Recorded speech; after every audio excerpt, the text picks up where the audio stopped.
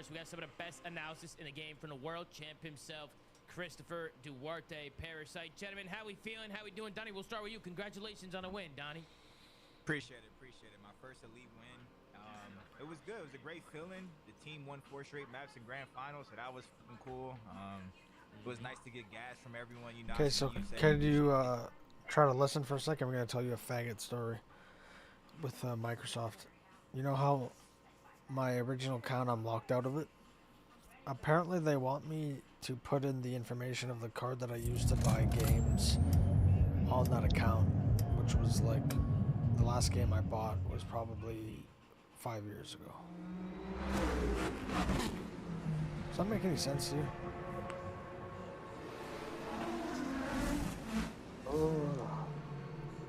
Then he said a couple of people. I don't know. But yeah, I mean, we're on to the event. I feel great. I'm confident going into Birmingham, and you know, today was cool. I don't know why we had the best match first. I mean, after the first series, I mean, Jesus Christ, what the like? We got to make some adjustments to the schedule. Like, Donnie, I need you to be more positive, please.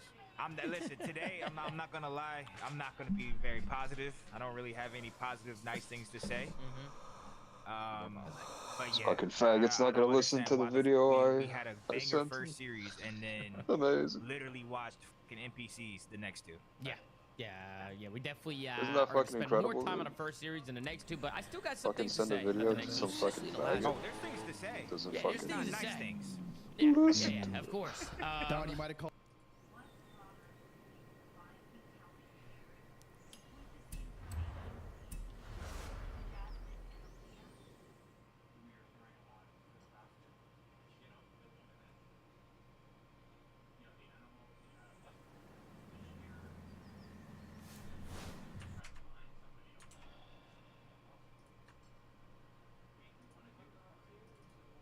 Called the wrong ones up.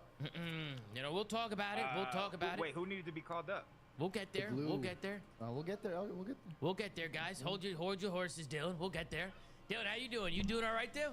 I'm doing good, Tom. Got my car to the shop today after someone crashed into me. Wait, what? You got in an accident? Well, it was their fault. Like, I almost avoided it because I was so cracked, and I still got that, you know, reaction time. But so I almost avoided it. But you know, I got my car back today, so I'm back on the streets. Everyone, be careful out there. Getting some sushi tonight too, so life's good. I can't complain. I like that, Dylan. Sounds good, Dylan. I love that. You live your life, people. It's the retirement life, Dylan. It's the retirement life. Don't gotta worry about scrims. Don't gotta worry about matches. Don't gotta worry about VOD. It's nice, man. Sam, what about you, Sam? You doing all right? Yeah, man, no complaints from me. Just trying to be more positive in my life. So I think, you know, today, it wasn't the best, but you know what? That doesn't mean that tomorrow won't be better, Tom. Yeah, and that's what it's all about, you know? Yeah, I'm going from glass half empty to glass half full today. I like that. You know, watch party got a little toxic today, but Gonna be more positive in my daily we're daily trying life. to push as much positivity as possible on today's show. What about you, Christopher Duarte? How you doing? You doing all right? All right, I'm doing pretty good outside of my voice. I lost it a couple days ago, but it's coming back, so we're being positive. And of course, my boy Fire 40 won an Elite Finals MVP. Very happy for him. Very happy for Bush. Elite in the whole Elite MVP. Yeah, Oh, did turn it? The whole shit? He was the whole Elite MVP. I mean, he's been rocked. He was the whole Elite. He's gotten better, Dog. He's gotten better over the years. He's just like, I feel like he's more of a well-rounded player than he used to be back in the day. He's been showing it. I think he deserves a lot of praise in the world right now. He's been doing his thing in challenges for a minute now. So maybe expect Fire to be called up maybe sometime soon. Maybe. You know, we'll obviously get there. We have to talk about some of these teams, making some changes. But yeah, we're going to get right into it. Not going to waste any time. Duarte, if there's any time where, you know what I mean? If you don't want to, you know, I just want to make sure you're all right. I just sound bad, but I'll be okay. Fine. All right, just making sure. It's those rage, Duarte. They'll fuck you up, man. They'll fuck you up. I think it's from all the yapping on the show that I didn't get to do last weekend. Absolutely. But let's hop into it. It might be the best series of the day. The first series of the day. We have the Paris Gentlemen going up against FaZe Vegas. This one goes all the way down to a map number 5 where FaZe are able to close it out 3-2. We start things off on a Scar hard point. Gentlemen win that one 250 to 196. And we got a raid S&D where FaZe bounce back and win that one 6-1. An exposure overload, which goes all the way down to the wire. FaZe win that one 6-5. We got a Den Hardpoint, which was another close map, a 10-point game. Generate squeezed that one out 250 to 240.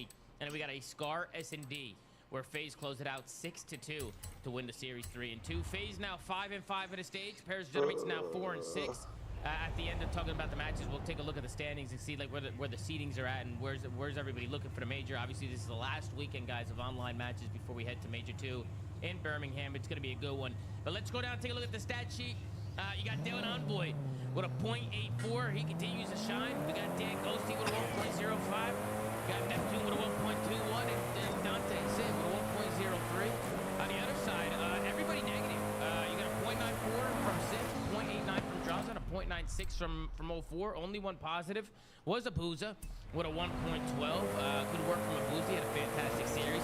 We'll take a look at the match MVP. Going to be Abuza with a .98 and hard point of 2.8 and SD and a 1.08 in overload. Donnie, we'll start with you and we'll work our way down. FaZe, they come out. They get the Neslo win here, Don. They didn't win a single hard point, but FaZe were able to take both searches and the overload. What'd you think of the series, Don? I thought it was a good series, though. Today. I mean, Genomates looked good to me. Obviously, they lost. They got to a dirty little Neslo.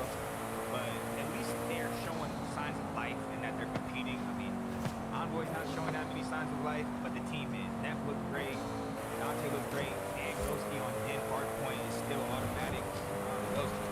Yeah, Dan Ghosty was fucking frying that man. FaZe, you know, IQ on the Den, they're trying to break P3 from tripling big cut. Like we all know, in any line hill, what do? Get played for a fucking side. I don't know what the fuck FaZe are doing. It just seems like they're just like non-stop, just flying.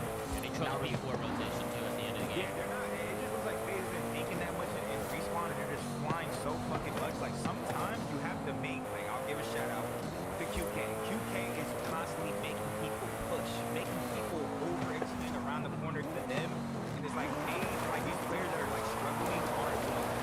Like even Envoy is struggling really hard because he just like burger walking corners. And he just like walking around the corner and just praying to other guys just doesn't have a fucking thumb. That's his bag. It's not working in this game. You gotta hit the corner with intent. Like you gotta hit that corner like you're in this fucking game. Yeah. And I don't know. The series is overall good. I mean, like I said, Genomates is looking competitive, so I'm excited to see how they play out later. Like I know they're probably gonna be like a 9 seed, 10 seed, 8 seed, whatever the fuck they're gonna be. But I think they can make a run. If they can win a search, I think they can make a run. And on the FaZe side, I don't know. I just feel like they look fucking absolutely lost in hardpoint. Yeah, it seems like it's the S&Ds for Genemates and it's the hard points for FaZe, right? Like every team's got their game mode that they're just struggling in. But Dylan, we'll go to you. What you think, Dylan? What you think of the series? I mean, it's an improvement though. The last like 5 series, Envoy had a .6, .7, and now he's like a .85, so he is trending in the right direction before the major. There's some positivity for you guys, chat. His damage is low though, Dylan. Yeah, No, we don't care about that. That's not Oh, okay, sorry. I'm trying to help him out a little bit, but yeah, on the Genomate side, it's their S&Ds look abysmal. I don't know what was really going on. It's not sure they were just doing some bullshit. This was a series of Neptune trying to get them through it. He was making insane plays because honestly, they probably should have lost some of the hardpoint maps. But Neptune on that Scar got a huge 3-piece on the P5 to break it, and he ended up winning the game. But like Neptune was hard carrying them through the hardpoints with the plays they make. But I think this is the biggest for FaZe because Sim didn't play that well. And then you have 04 who was actually flying. He was getting first bloods. He was getting killed in hardpoint. He was actually playing so well today, and it's good because like we've been on 04's ass, and now he's kind of like finding his flow a little bit. So I'm really happy with him. And I think that FaZe is probably going to be like a top 3 going into the major. That's what I'm predicting right now. Okay. Dylan got FaZe making another run at Major 2. Sam, what about you? What'd you think of the series? I just kind of agree with you guys. Kind of touched on everything. I mean, the main takeaways for me was FaZe specifically at hardpoint. Their holds have just been like really poor. Yeah. It's not even just today, but as like a theme of their hardpoint for the last couple of weeks. Their breaks are fantastic, but the problem is their initial holds when they rotate to hills are just really bad. Like they get broke on what seems like every first push. So I'd say that's their main problem. And then on the side of mates, I mean, outside of Dill's just like abysmal, for lack of a better word, performance statistically. I think that they're like starting to look not completely lost anymore, which is a good sign. And obviously COD is super day to day, so they could just show up to the event and be a good team again, because that's how the shit works. But I don't know what to think still of FaZe. 04 played well, which, I mean, the praise needs to be as loud as the criticisms. So I think he played fantastic today, specifically in the searches, as you guys mentioned. First bloods were really crucial in the win, but I don't know, man. There were holes in both teams' games today, and it seems like you guys said, with just one team has a problem with hardpoint, the other one has a problem with search, and I mean, whoever's going to go to the event and play better in that mode is who's going to make the run. So it was a great series, though. To be honest with you, I would rather talk about the series for the next hour and a half than talk about anything that happened after. So I mean, I'm down. Yeah, we're gonna cover a lot. I got There's a lot of clips from this one. Yeah, we got a lot of clips. I'm gonna pull up. We're gonna break down some of these plays. Take a look at some of FaZe holds, because I do agree, Sam. FaZe's holds have been really poor, and you would think that with a roster like this, that they would be pretty good at hardpoint. So you know, we're gonna take a look at it and kind of break down the mini map and see what's going on with these guys and break it down. I do think with 04, just touching on the first blood issue, he's playing with confidence right now. It looks like he's just putting the gas pedal down and just chowing with confidence, and it's working, right? Like I think they're kind of throwing the 04 Pokemon ball out, letting him do his thing, and maybe trying to play around him, and it seems to be working. So it's cool to see him doing his thing. But Duarte, let's go to you. FaZe, you get a 3-2 victory over Genomates. Genomates, they're looking a little bit better. I thought they brought more energy today, Duarte. I brought the listening up from Genomates because they sounded better in the listening. But what do you think of the series? Gentlemates are playing, well, dog. Gentlemates' overload also hasn't been very good. They lost another one here, but they actually managed to battle back. It was a close one. So, I mean, they did look better in the series. Obviously, it's good to see them have some fucking life, because the last couple of weekends, man, it's been looking grim for them. And Envoy, yeah, he didn't play the best, but I mean, it was basically mainly like one, maybe a map and a half with the first hard point, where he had like a really bad half. So yeah, I mean, it wasn't the best series out of him, but even then, he still played okay for like his standards, right? Neptune, he's the shining star of the team. He played phenomenal. But when it comes down to the search, I mean, dude, 04's been doing this. Just hasn't been successful. Like, he's been running it down, just not getting the kills. So like, this is a product of when he is playing well and he is finding those bloods instead of being the one that he wanted. You know, they're going to find success. And also, I don't know, you said that Vegas, you weren't expecting it to be bad at hardcore with this team? Bro, I swear to God, when we talked about this team in the beginning of the roster, this is a Nesro team. Like, I think their hardpoint can be better. I think their hardpoint can be better, but I don't know if I believe that this team's hardpoint is ever going to get to the level of a team like Optics, or even like when Genomates is on fire. I think they're going to live and die by this S&D. And the fact that they're doing really well here in this series, like, they need to find a way to keep that fucking going. Because if they can go 50-50 in those hardpoints, but keep that S&D like fucking automatic, this team will continuously find themselves in Sundays and making runs. Yeah, I mean, I'll be honest. I feel like in hardcore, they have the talent in hardcore. I think they have to play smart in hardcore. I'm just gonna say. But I think there's definitely rotation. Yeah, but that's how it's played. They could be good. Like, Old Abuja came from Vancouver last year, and they were good in hardcore the previous years. And you have fucking Sin who was Sin, and then Raza being fucking good as well. Like, they should be good at hardcore. It's gonna be a wash game mode for this team. I'm not saying it's a wash game mode, but I think Black Ops 6 was way less punishing than BO7 when it came to hardpoint. And BO7 was like, you actually spawn out and you have to fucking hard break hills. In BO6, if you fucking fucked up a hold, like, it didn't matter. You can just like keep flooding. And like, they had Neptune on the fucking team. And listen, I know Simp is fucking godlike, but when it came to like their dynamic and their players, Neptune is a fucking hard entry. And Simp is not that type of player. So like, not only are you on a more punishing game, you have less of that like insane bailout fucking frontline presence on your team. So I don't know. I think they can be good, but they're not going to be insane at it. I don't think they're. Yeah, I know they're homies. Yeah, I know. It's their discipline and that's the issue with their roster. It's not them getting kills to break. It's them getting kills when they need to fucking iron. Yeah, that's very good at breaking. I don't know if you have it, Tom. My bad. I'm sorry. I don't know if you have it. It was like a P5 today, and there's a difference between playing confidence and challenge shit and playing dumb as fuck. You're on the P5 and you have a nade and a stun. Maybe, you know, cook the nade or drop a dead nade or drop a stun, then chow based off the information. Like, if you look at it, like, it was 04, he literally just said fucking anointing and just flew on top of the thing and just chowed down. Like, that was one of the situations where it's like, you can make the other team come to you.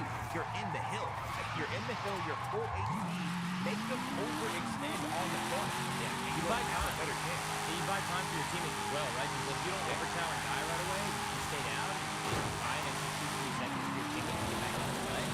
You know, it does wonders. I mean, I will say, Sim, I feel like, again, like you were saying in a watch party, Faith and Breaks are really good at breaking guard.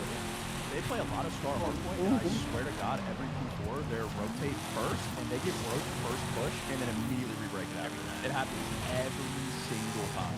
And, like, it's kind of difficult because breaking is a difficult thing to do, but this team could be good at hardpoint if they just got a little bit more discipline in their holes. I don't know if that's a common thing. I don't know if that's a system thing on how they want to favor, you know, how they hold builds, but if this team got a little bit better at holding, they could be a consistent hardpoint team. It doesn't have to be a Meslo roster like we were talking about. Yeah, I completely agree. I do want to tune into the listening with the Genomates just because I felt like they were bringing more energy this time around. So let's tune into the Genomates and see how they sound.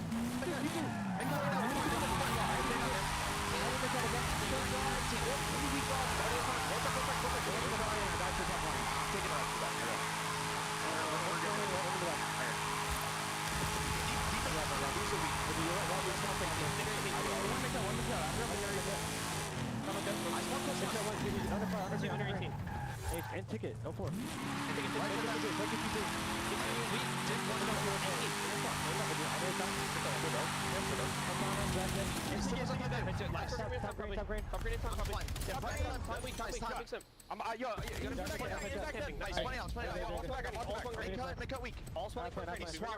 We're good here, guys. What do we have? What do we have?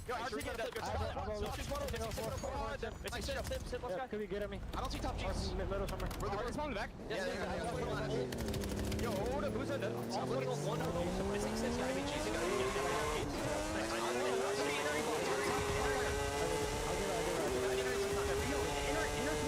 Inner squad still chilling.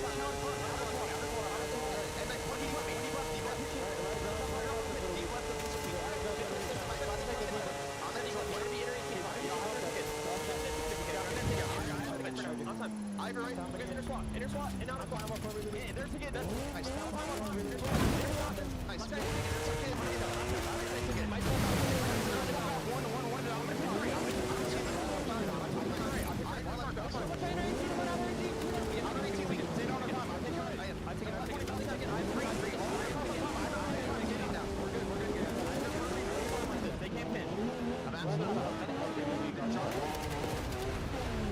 I was going to do it for the listening with Genomates. Do you guys feel like they're bringing more energy, or is that just me?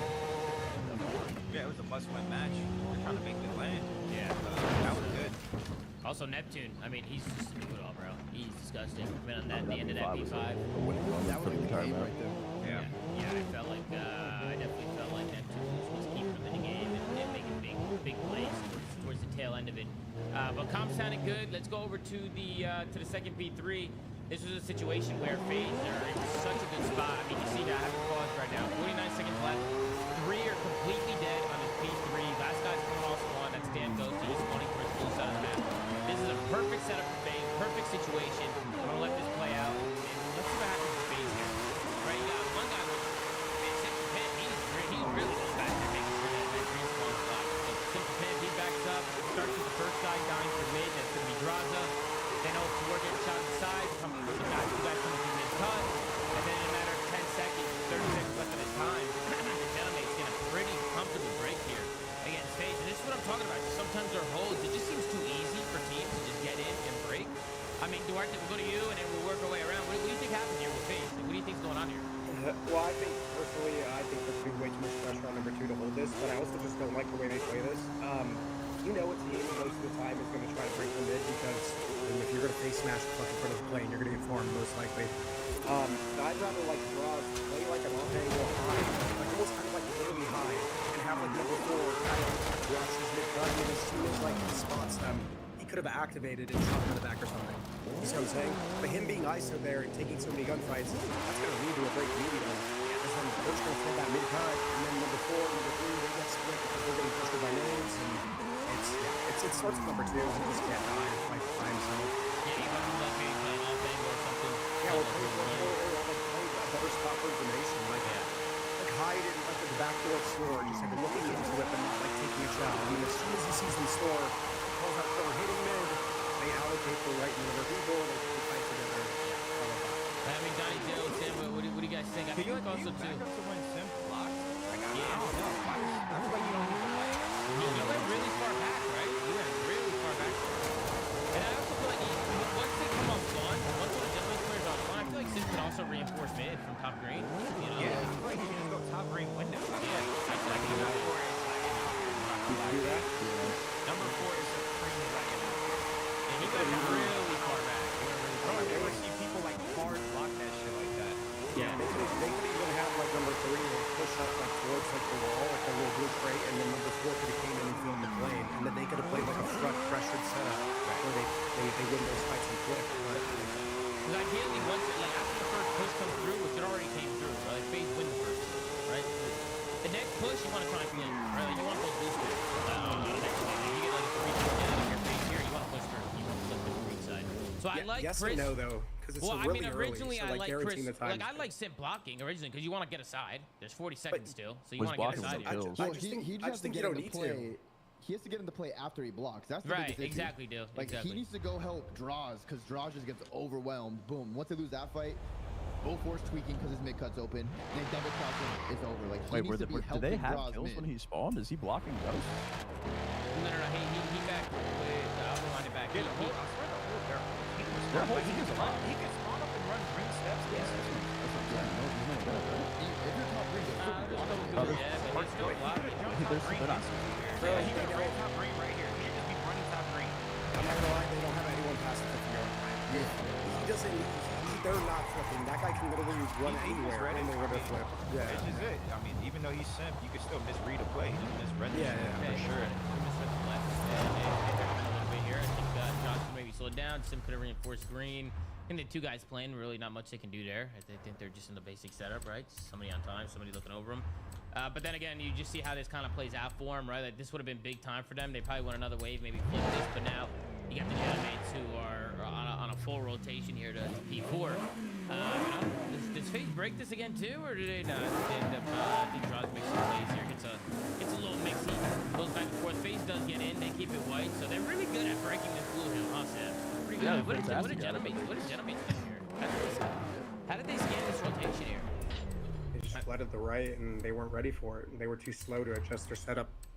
Yeah, they also overshot a little bit Oh, on you're rotation. talking about Gentlemates. Sorry, Yeah, I'm talking about Gentlemates. I'm talking about when FaZe gets this and breaks gets broken again. Mm-hmm. Yeah, because Generates originally they had everybody here. They overshot a little bit. They had a couple guys spawning out, and FaZe were able to break on into this and you know keep this close. Because Generates could have ran away with it here on this blue hill. They got all the kills. They had the rotation. And FaZe gets rebroken here. Yeah, FaZe. Right? Yeah, I think they do. Kind. I think yeah. Generates make a play through mid. They send two guys through mid. They send two guys through both side. And I think Genemates are able to get in at like the last second here and you know be a little bit. They keep it white at this last 24 seconds. But this is what I want to talk about. I wanted to talk about the rotation going to the P5. I felt like FaZe looked just unorganized. It looked like they didn't know what they wanted to do on the rotation. And this is what I wanted to talk about. So first and foremost, I'm gonna keep it paused here because there's 0 seconds on P4. We're going to P5. Look at where Draws is right now on his rotation. Do you guys He like? was so pushed. He's I pushed think this is out. rogue. I think this is rogue as hell, bro. Yeah, he's going rogue right now. And then you see while he's doing this, you also have another guy in the middle of the map that's pushed out. That's 04 who was pushed out Hut. And I'm just gonna pause it there. Like Draws and 04, I mean, they're already giving him just two entries to break into this hard point like pretty easily, just kind of running at him, right? Like giving him freebies.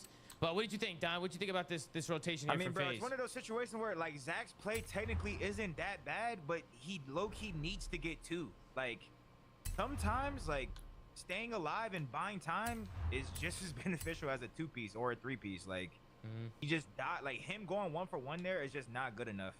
Like that play is just ass. Like I'd rather him not even be pushed up that far and just stay alive than him get one, get traded. They spawn like mid-map and they're just fucking banging the fuck out the hill instantly. Like, Bro, Wait, I the beginning of that play. Like, Yeah. this is what I'm talking about right there. You see the 04 shit, by the way? Yeah. 04 Sam, I just think you mentioned flew, something like, about that too during the watch party. That FaZe scammed that here. Yeah, they get two here, and the Gentlemen somehow hold no FaZe control. is weird. Like, someone should get front lane here. Like, why are they playing so heavy on the right and just leaving front lane completely open? Like, once you have your front lane, if you're FaZe, you kill number 6. You don't have to worry about the front pressure at all. That's like the main reason they got broken here. Because number 6 runs up for free. number one is no help on hill, Abuza, and number 6 just gets on hill. They're already contesting. But if they actually pushed out the plane and then played soft on the mid and the back, they could pick that up off spawn. But instead, Gentlemates just walks over the hill for free because they didn't have any front control. Yeah, I don't know if they intentionally want to do that, but I think it's faded. You do not want them spotting plane. Like, you want them spotting mid, so you need back and plane control, and that's like the best way to hold it. But it seems like they were trying to get them into a spawn trap like plane side because they were playing for mid pressure and the back. And I don't like that. You're spawning them way too close to the hill, and it's not hard to get a guy on the plane head glitch, watch over your teammate, and then they try to just flood the cross. So, yeah, I don't know. Not the best. Yeah, and then Donnie, this is the play you were talking about with 04, right? Like, FaZe got a couple kills, you get the guy one shot, just chill, right? Just hold a corner, like, make them have to push you. You also got a guy pitching. Help. Number 4 is right there to help you. Like, you gotta give him a second, bro. Give him a second to help you, man. Like, that's big plan right there. I'm rooting for you, but damn, baby. I understand the play. Bro, we gotta like differentiate confidence and just dumb shit. Like, that was just dumb. You know what I'm saying? Like, and then we get to the very end of the game where FaZe, I thought they had a scenario where they could have brought this back. They don't pick up the pinch here playing. You see number 3. I think he's worried about P2 push through. You know, he's got a guy in hill, but nobody picks up the plane side of the map, which I know there's a streak in the air, so that's never ideal, right? You make these mistakes in the P5, you get the streaks up to Dan Ghosty, and it kind of helps them get towards the end of the game. But I think people should be hitting out playing on FaZe's side. I think they should be pushing through playing and working pitches through blue and just being a nuisance. But instead, they just kind of turtle around hill. Nobody picks up plane, they get pinched, and the kills come in, and then they get put in this play, right? Like on this P1, this is never where you want to be. This is ideally, if you're Gentlemates, this is a perfect setup. You get all the kills, and you're spawning FaZe deep green, right? Like in the back of green. Like that's what you want on a P1. But you want to get blue side of the map, and you want to spawn these teams back green. I mean, do you agree with that? Yeah, 100%. Let's just dissect this, bro. If when you are set up for this hill on the Gentlemate side, the setup is always the same. One guy in hill, one guy watching pinch, 2 guys floating around store red. So where is the ISO? It's the guy watching the fucking pinch white wall. There's no point in wrapping red. You are going to wrap your team. A guy in hill that you should do. A guy in floating, a guy top blue that's watching the pinch but also house out front, and then the third guy who's floating. That could be fucking Dog, what depth are you at? One guy, surfaced. one, and then anybody that dies on that like engagement spawns green anyway. We're about to find the Titanic, dog. spawn yet, and then you have a natural pitch on the hill. Stop fucking wrapping around. It's that's I round. look at it, the last spawn for that. Like, you don't want to Yes. I'm not saying because if you don't have no one to keep them honest, they're gonna go, yo, like, oh, they're gonna stop. Or like sending 2 to pins, maybe 3. Other people make Sounds like you watch porn, dog. If one guy moves, over red stairs. Wait. What'd you watch? Who'd you watch, dog? Everyone else is good. Yeah, I mean, we've seen Optic last in 3 guys, right? Like 2 or 3 guys. Nice! Blue is the better side for every single hill except for the blue. Like the first 3 hills You're are going dehumanizing. It's important. Yeah, and again, too, you know, you make 1 or 2 mistakes and you give Gentlemates streaks. I mean, 1 mistake just leads to more problems, right? I mean, once teams start chaining hills together, they get streaks, and it leads to one thing after another after another. Human beings You know, were meant it's to kind of have like a human you know what I mean? You just gotta be careful with stuff like that. But great map from Gentlemates. I mean, I thought Neptune made fantastic plays. He's unbelievable. I think Neptune was and he's still not skipping. I mean, I know Gentlemates hasn't been the major. What do you mean if they don't want it, they don't? Stage 1, but I think Neptune doesn't really miss the beat. I still think he's that impactful player for Gentlemates and Hardcore. He's constantly finding those 2 pieces, 3 pieces when you need them. Did you see what I posted in the chat? It's Scar, right? Everybody's wearing ARs. Speaking of that, I mean, do you guys want to see more maps? I was talking about this with Zinni yesterday, group but chat I mean, we think we'd all like to see some more maps. Maybe after stage, maybe after Major 2. Better be after Major 100%. We need to switch it up for sure. Yeah, we need to change. Time. You got kicked out, They need to do something. They need to do something because, yeah, some of these maps are, they're kind of shit. But any other final thoughts, guys, on map 1? Nope. All right. Then we get into the map number 2, and I mean, I just want to start off by saying that 04 was unbelievable today in terms of the first look. Just demanding just map control, I think, was the biggest thing. I mean, we'll just start things off in the opening round and just kind of look at the arrow, right? Number 3. He's getting aggressive. I think not afraid to I tap. Of course, he want a big kill. I know Sid was able to find one, but 10,000 times. it's just demanding the map control, getting control of the middle of the map, winning those fights, and quickly phasing in a 3v2 situation. It was good plays coming in. I haven't kept count, but he pounces on this guy as well. This guy's one shot and well, you know, they say run him down. Just not letting these guys breathe. the man who I want to see he practices one kick 10,000 times is a deadly man. To it or something. I want to see how he got And what can you say about me? And they weren't aware. You can take the pull stairs beforehand, Chris, before Betty even I want to sees it. see. Did you see it? So, like I see it throughout. Yeah. He goes elbow. He goes He was elbow. fucking zooming. He was flying. You get there really quick. Yeah, I didn't know. You might be able to see if you instant hit Know low. what I'm saying, dog? But it's still gonna be close. Like low Yeah. back. Yeah. So what is your 10,000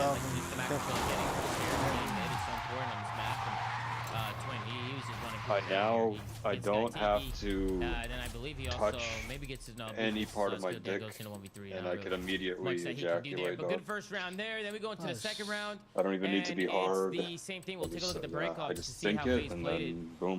You got two guys going art Or side. You my- got one guy playing towards bedroom, and dick 04 again. jerks He's gonna hit itself off. pillars. And he's gonna find another first blood again onto Dylan Envoy. It was The Dylan Envoy the fucking- first round. It was Dylan the Envoy the shaft second round. So skin, 04 winning the fucking fights. goes And look up at the and down aggression by here. He itself, finds though. one. He gets this guy one shot. He's not afraid to try and get What do you the think blood of here. He that? tries chasing him down. It backs up Genomates a lot. And just look What do you at think his of a face from FaZe, 29-year-old right? If I just man pause it here, telling 04 this hitting stuff? pillars and getting that kid killed is. I mean, just look at the map control, right, from FaZe. This is ideally what you want. It's kind of what S&D is all about, getting that map and getting the map position. And then they get the bomb down. Pretty clinical. You got one guy here by himself. It's going to be Dante. 04 again. He's running these guys down. All What'd over the you do map. today, It dog? was a good couple rounds from FaZe. I really like their play. Anything Besides from Genomates that blowing you didn't like? ballast. I thought it was weird. Dylan Envoy was just I said, what did you do today? by himself. There's really nobody there. Whatever, People just cut How'd off that by the go, aggressive dog? You do phase. your They're not reading the helicopters, dog? timings or the space that FaZe can take, and they're just getting free kills. but yeah. Around the world. I will say the offense gets there first, so I would expect people hitting mid on if you're on defense. I would expect it every time, but then we get to the third round and You feel the weakness did Dylan leaving Envoy, your body, dog. Did he team kill thinking it was an enemy? Did he light this guy up thinking that it was an enemy here, or on complete accident. No, it dog. was When an you accident? feel pain, that's weakness. Well, obviously it was an leaving the body, accident. dog. Yeah, obviously it was an accident, but I think he thought that this guy Whoever was. Well, said I'm just that, saying I that think is. I think he just That's a blacked the fuck scientific out. fact. I think he Einstein blacked said out. I that. think he blacked out here. Small. Oh, He four was actually at made a one good shot play or here. something, He hit just with a didn't get the bullet. kill. How could you say he's an Yeah, I idiot, thought dude? for a second He 04 was gonna invented make E a equals play MC squared. and maybe get a kill or two there. Yeah, They- but he he actually invented was E holding the equals cross. MC squared, dog. Yeah, You right gotta be here. pretty Just smart hit to do guy, that. It's a the 4v3 fucking situation. universe. And I think the Just guy, slammed down. yeah, I think the guy who jumps in through window, I think Dylan Envoy. Caught him by surprise. Yeah, caught him by surprise. Dylan Envoy, he gets in there and he just lights up Neptune. He just takes him out. Yeah. You With know, Shots. Those great He shots right probably there. jumped too. You know what? I saw like you ought to six on your have screen. It's like he awesome kinda, like, jumped. mental attitude. He actually dog. probably jumped too. No, aim assist shots. but I yeah, think it's he the- jumped Power through the of window, thought Dale Outer, and he should just didn't never expect him to be beat him. And then it gets gunned by a Yeah. pistol. Like, fuck. Yeah, you're. Yeah, that round's They on can me. My heal bad. anything. Fuck. You gotta Yeah. instant take accountability. Yeah, sorry, my bad. It's on me. It's on me. Don't worry. Yeah, it'd be like What we that. doing next round? It'd be like that sometimes. What are we doing this show? And then after this, then after this, it was looking pretty rough for the Genomates. We go into the 3-0 Dog, round. Stream Battlefield. And yeah, I'm not really too sure what the play call was here from Genomates, but I just thought this. I need this was entertainment, brain dead. dude. I mean, you have two How did he guys. just? You have two guys money I'm window so just looking tired, at the I'm same gonna thing. just I mean, look That at is this. insane I mean, timing, this too. just Holy looks bad. fuck. But I don't think it's Yes. bad timing, Don, because somebody's already here, right? Like, there's no.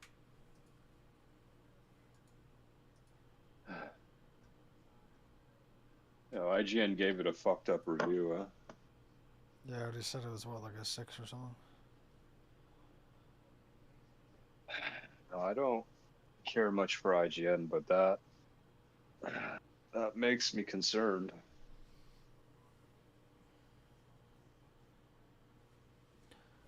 Do you know what other people are giving it?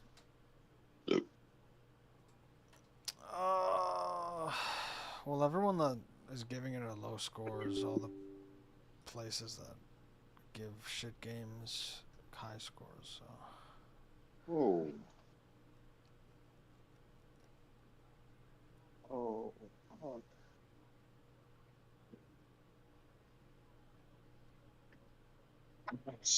That's amazing.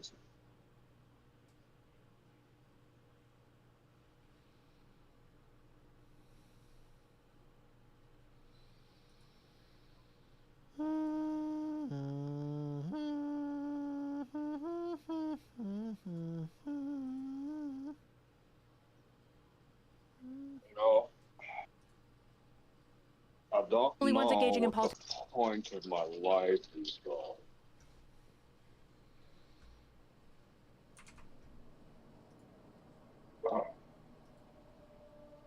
Kyla is back. Hi. And You who- can find me not so erudite everywhere. And you're a what do you do? I do political commentary, mostly debate. She's here to Debate's yell my at main us because thing. she's a lib. Yes. Oh, don't. That's what she's doing. Of course, Phil and Ian are here, but we don't need introductions for the people you know and love. Let's jump to the news from Axios.com. We got James Comey subpoenaed an alleged grand conspiracy against Trump.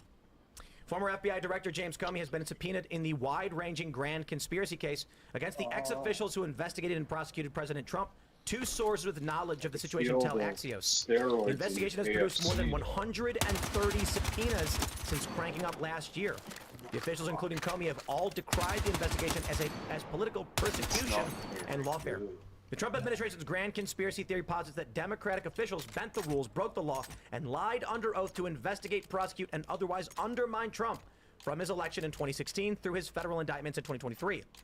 The Comey subpoena issued last week relates to his alleged role in the drafting of a January 2017 Intelligence Committee assessment concerning Russia's election interference that favored Trump.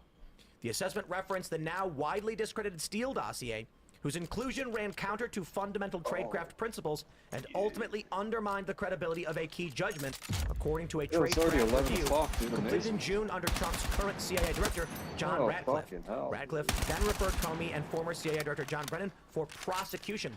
Well, all I can say, folks, is this proves it once and for all. It is now beyond a reasonable doubt, and we will just assert it as fact.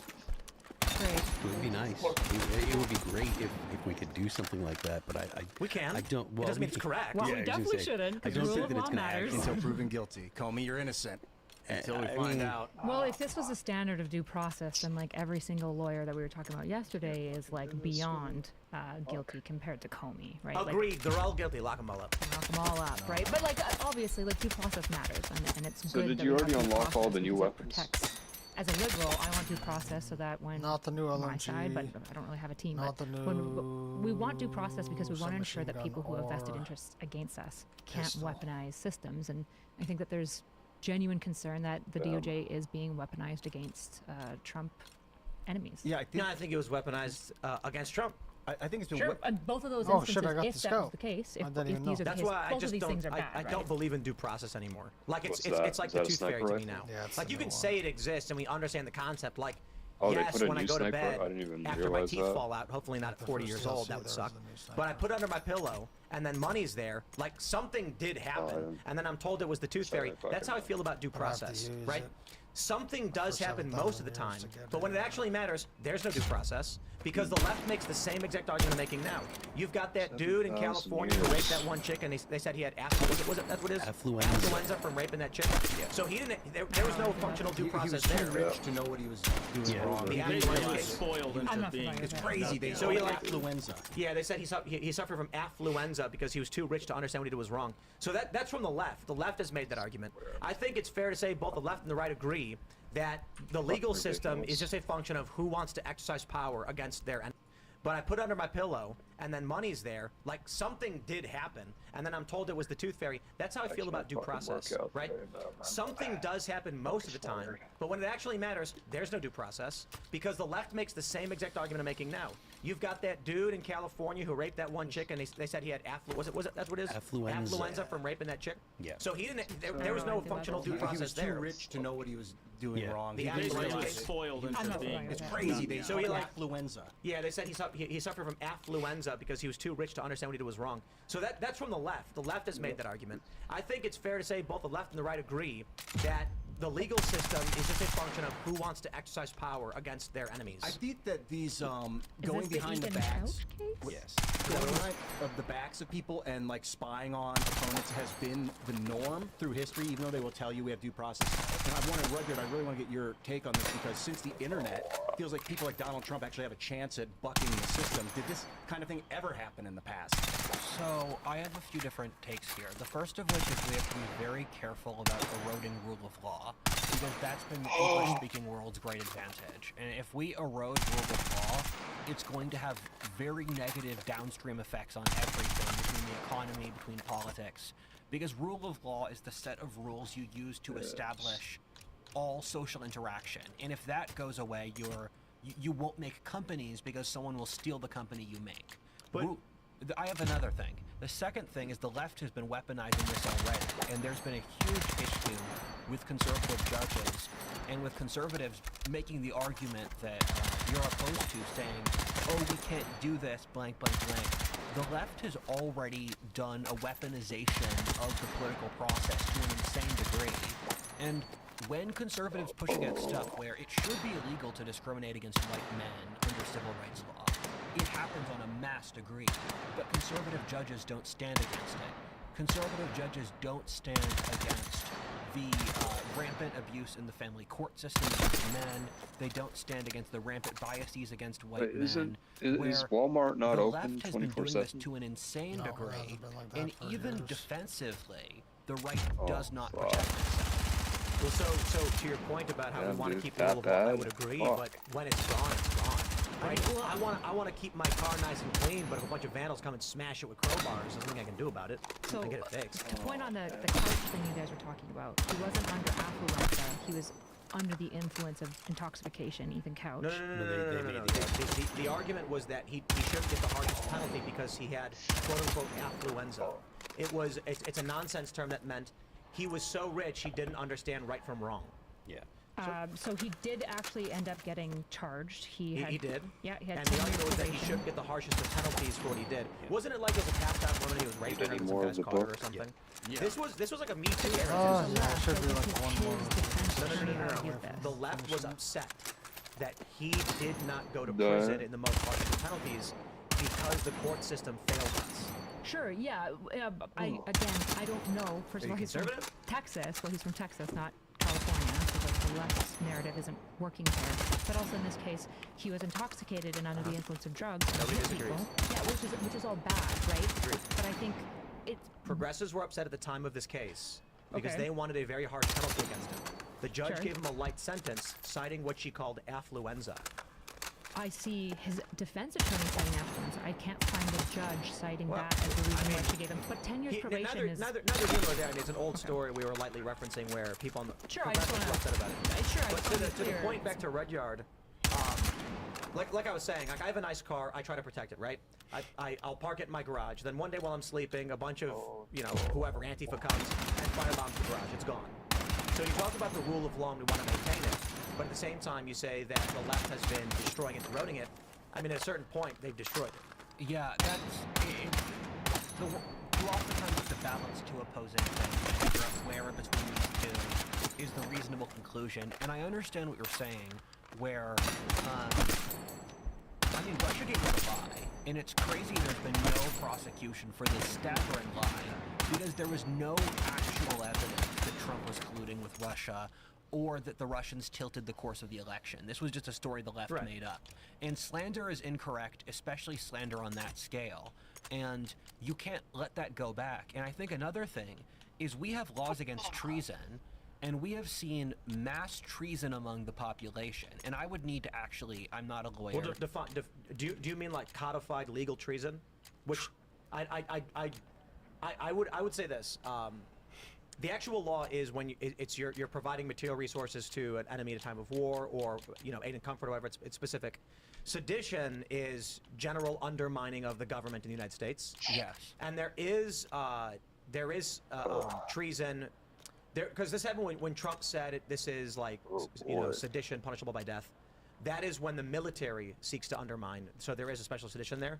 I would argue that many of the people you may be referring to, you could perhaps argue treason because they are adherent to, say, China or whatever. But we aren't at war with China despite being adversaries. Iran now is where it gets interesting because you've got a lot of people that are accusing Tucker Carlson of treason directly for communicating with Iran before the U.S., as the U.S. is preparing strikes against them.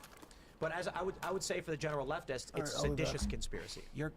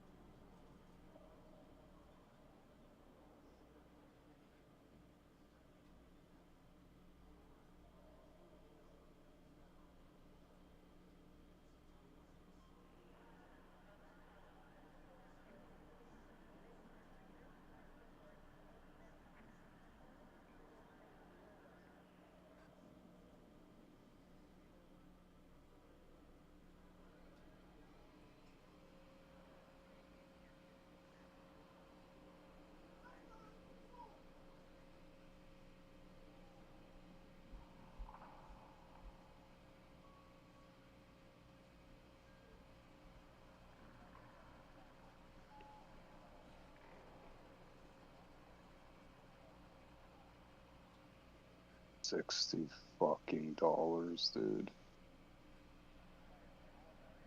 Man.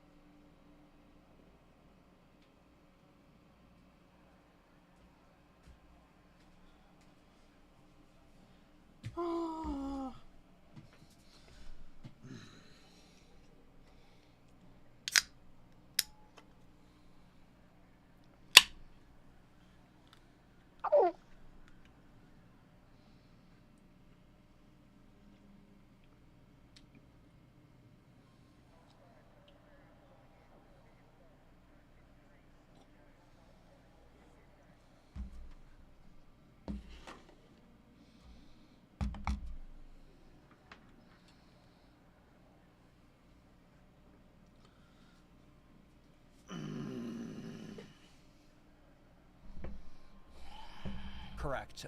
I got the words wrong. I mean, what I'd say in general is there's been a complete and utter abuse of the rule of law so far.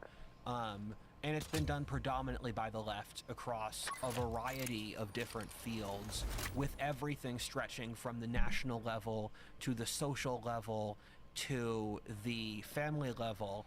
And this has been justified by the court system. And so you have to be careful that if you remove the institution of law, we're going to devolve into being a third world dictatorship. I think we are, right? So Trump won the popular vote. He got a plurality with, I think it was like 49.8%. The American people expect something to be done. But he's being obstructed by judges every step of the way, and then there's this tit for tat back and forth where it goes to like 3 appeals and then finally he wins. There was a recent ruling with RFK Jr. where he wanted to change the rules on vaccine safety, and then once again a judge blocked it. And you famously have this judge in D.C. that just says literally no.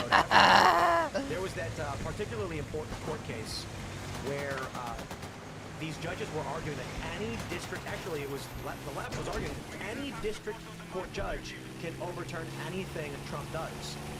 And then the Trump administration argued this is insane because at the time they had an appeal granted allowing this immigration practice. I forget the specific executive order. As soon as it was granted, progressive groups filed a lawsuit in another federal jurisdiction, which put a stay on it, so they can't both at the same time. I think it's fair to say that while I agree with you, the left is absolutely just saying by any means necessary, and the right is saying slow down their Democrats.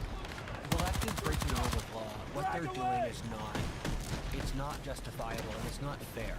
And the English common law was established in the 12th century under a certain context with a certain aim in charge. And this was not the end point of the context or the aim that we were trying to reach. And you have to parallel the left for where they're at. And it's quite, I'm trying to articulate something complicated where in crisis periods like this, you set precedents that you can't go back.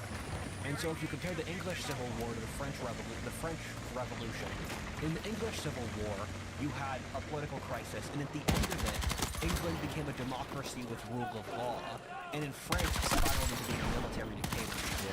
And these are very different outcomes, and you have to be careful about not establishing precedents that future generations can look to, because if you go to Latin America, there's a lot of countries in Latin America, like Argentina, Argentina's more white than America, it has a temperate climate, and Argentina's poor because they don't have rule of law, where if you can't establish a company and assume that a social superior is not going to steal your company, you can't have a capitalist economy. So let me ask you this question.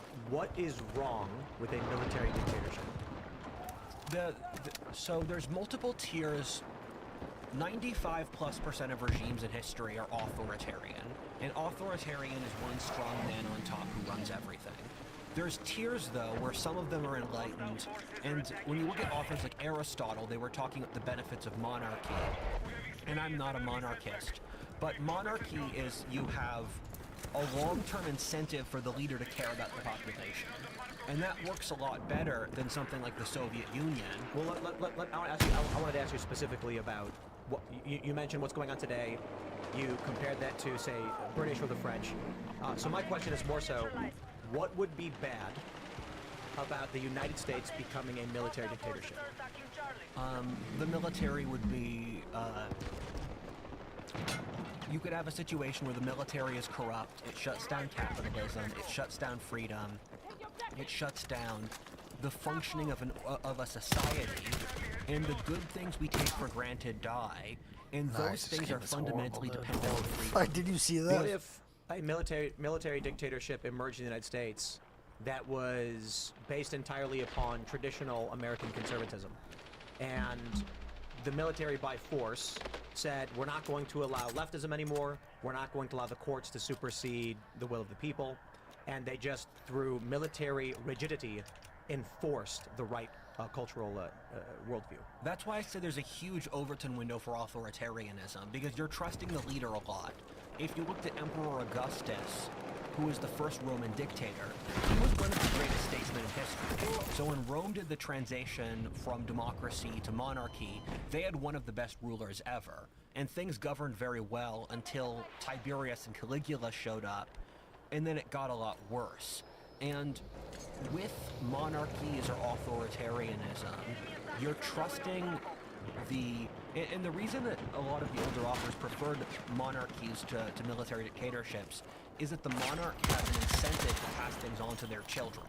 So the monarch has a multi-generational incentive, so they're less likely to hurt things like freedom or the free market. Because I put rule of law above democracy.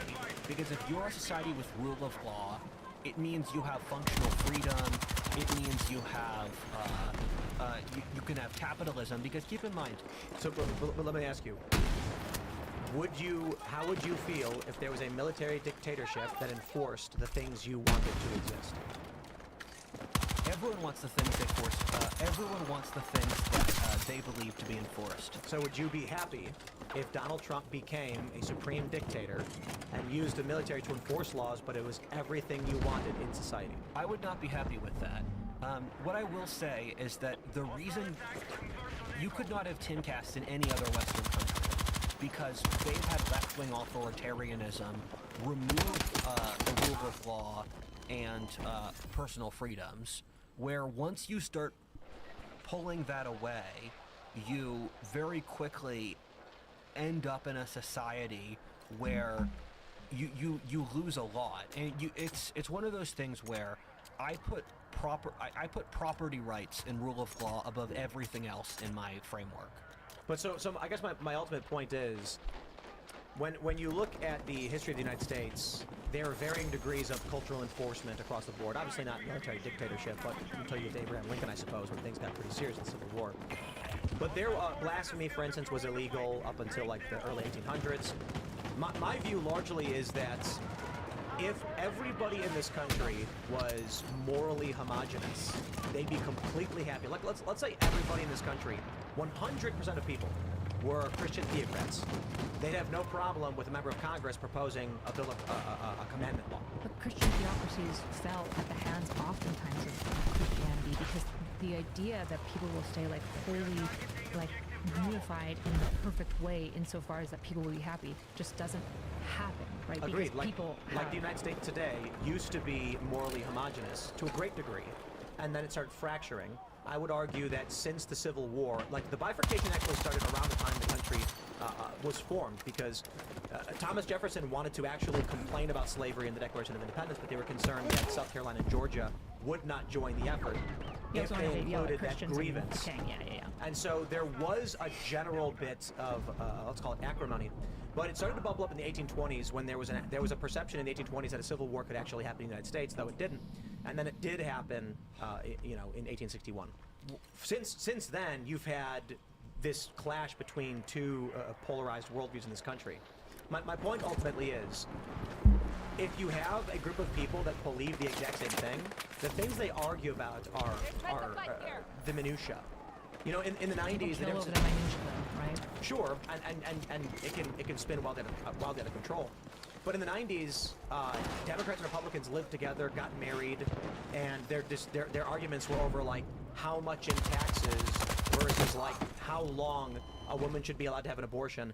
And it was like the Republicans were like, I think 16 weeks is too long, and Democrats are like, it's got to be 18 weeks. That was just the political. That was the political Overton window, though. There were still these ideas. I guess what I'm saying is that when you look at the moral worldview of Democrats and Republicans, the majority of the country in like 1994, they overwhelmingly overlapped, and so they were pretty okay with like, I mean, like, certainly we had protests for the Iraq and Afghanistan war.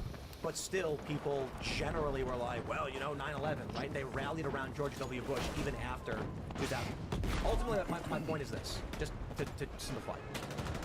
No one would care about a military dictatorship that was enforcing exactly what their worldview was. Only the dissenters would. So I would if you say had fools only don't care about that. I would Everyone is a fool.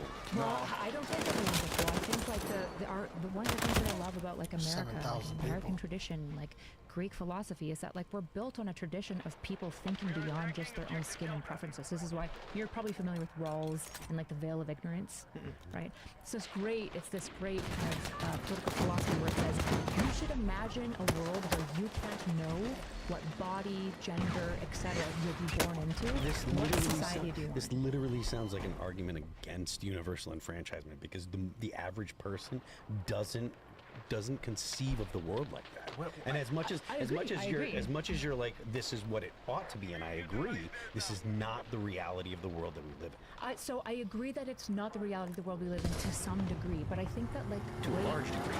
Sure, and I think that that's a sad thing. I think the fact that we've like lost the connection to the things that matter beyond just our own skin, that we've failed to understand that principles matter fundamentally and deeply, and to hold to these principles, to understand why we said everyone has to be equal before the law, even if I hate that guy, and why that matters is a failing of our society, and it doesn't matter what side. But don't we have to deal with the world as it is? We have to meet the population and meet the world where it is. We can't be like, well, you know, it should be this and it should be that. There's this I didn't even get the kill, dude.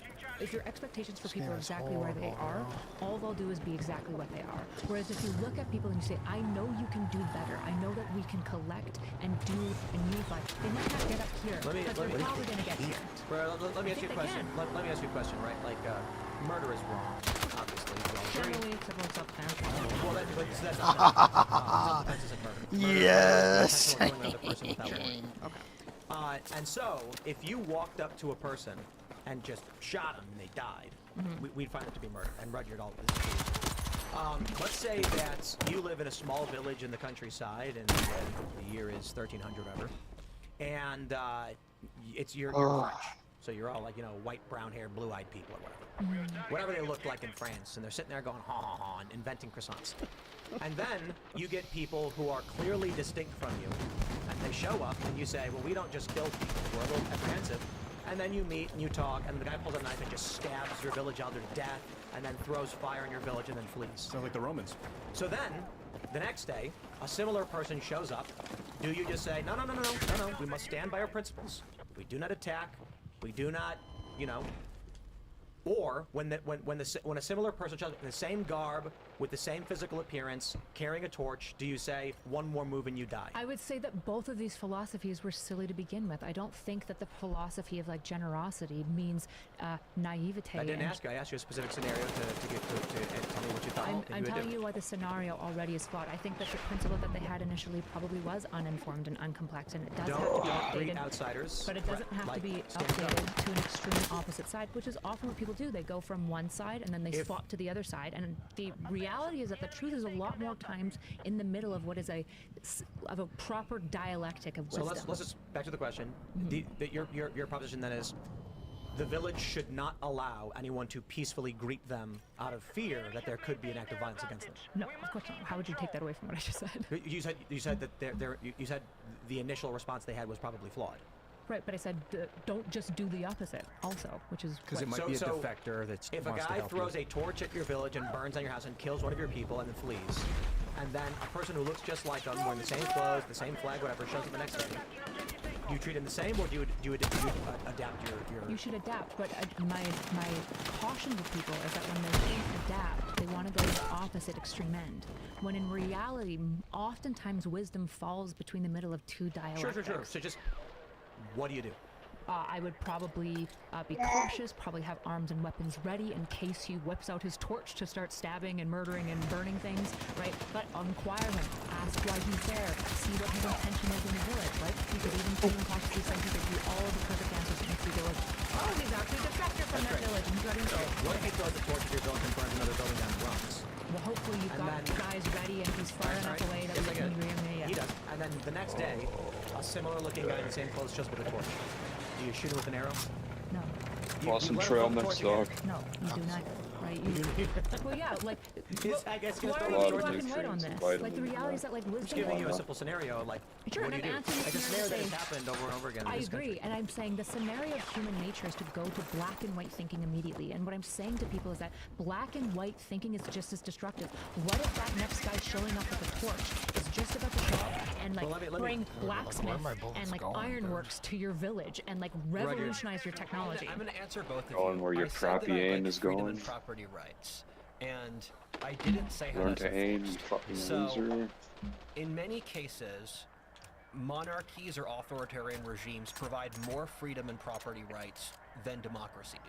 And democracies supercharge the character of whatever people they're in. So of the top 1% of societies, they are predominantly among the top 1%, they're predominantly democracies. That includes Athens, Rome, America, the Netherlands, and democracies can also supercharge negative characteristics. Yeah, they're not good because they're democracies. They're good because they were good. They're a good Examples of society. democracies supercharging negative characteristics are the Latin sphere and the Middle East. France was better under a monarchy than it was under a democracy. So was Brazil. So was Greece.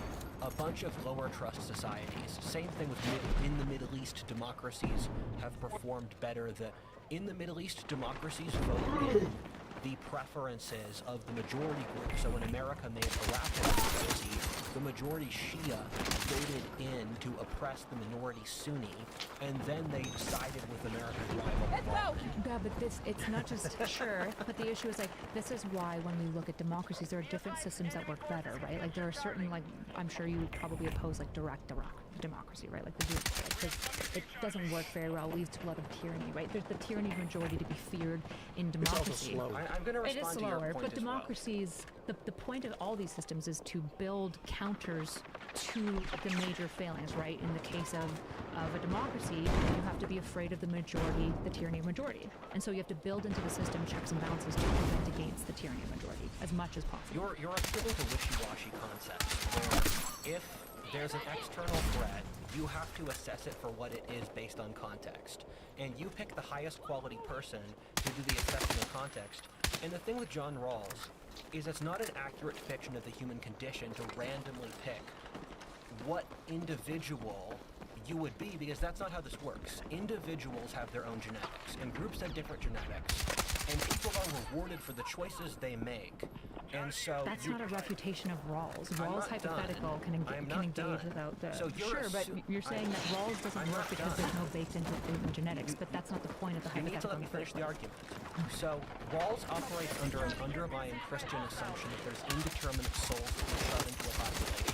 That's not what happens. A population is made up of individuals with different traits that make choices. And so you can't say, if I were to randomly pick a certain population, what would I be? Because there's nothing random. An individual is the aggregation of all of the choices that went through them. And so you can't say, This is the new sniper, huh? Nice. Because the society is informed by the contextual decisions of everyone involved up to that point. It strips context from the entire human It's not my fault this game is a piece of shit, Instead man. of saying trolley problems strip context because they like engage in hypotheticals. Let's say, That's instead not of true. saying Rawls, just make the argument of, just articulate the argument. Sure, yeah. The veil of ignorance is this thought experiment in the way that Charlie problems are thought experiments, which is designed to help you decide which principles you want in your society. So if you imagine a society where you can't know who you will be in that society, what are some of the principles you hope are there? Rule of law, right? And like fair treatment before justice would be one that we would all be for, because I don't ever want to be in the minority group that just gets treated poorly by the justice system because I happen to be in that minority group. So how would you define society? The way that we, I don't know, the way that we usually do, a collection of people with like somewhat unified cultural values, probably bordered by a nation state that like, unifies together. That's a great definition. I would argue that by that definition, which I agree with, there's several distinct societies that exist within the United States. Sure. And each and every one of these societies is willing to use violence and lawfare against those who would threaten their moral worldview. What does this have to do with the veil of ignorance? So you're saying, in a society, like, who would you want to be? What rules do you want? And I would say, yes, that works wonderfully in a collection of individuals with a shared moral worldview and probably a national border. But what happens when that society is up against another society overlapping against territories with a completely different worldview? Well, this is part of how you can engage in the veil of ignorance, is going, well, I don't know who I am in this society, but how do I want that society theoretically to engage in foreign policy? Well, one of them, I would say, is I want my government to protect me as a citizen of whatever this nation state is, because I don't want other nation states coming in, stomping me and killing me and This taking is more my so land. like, an example that I'll use that's probably the least egregious would be open air fish markets in New York City.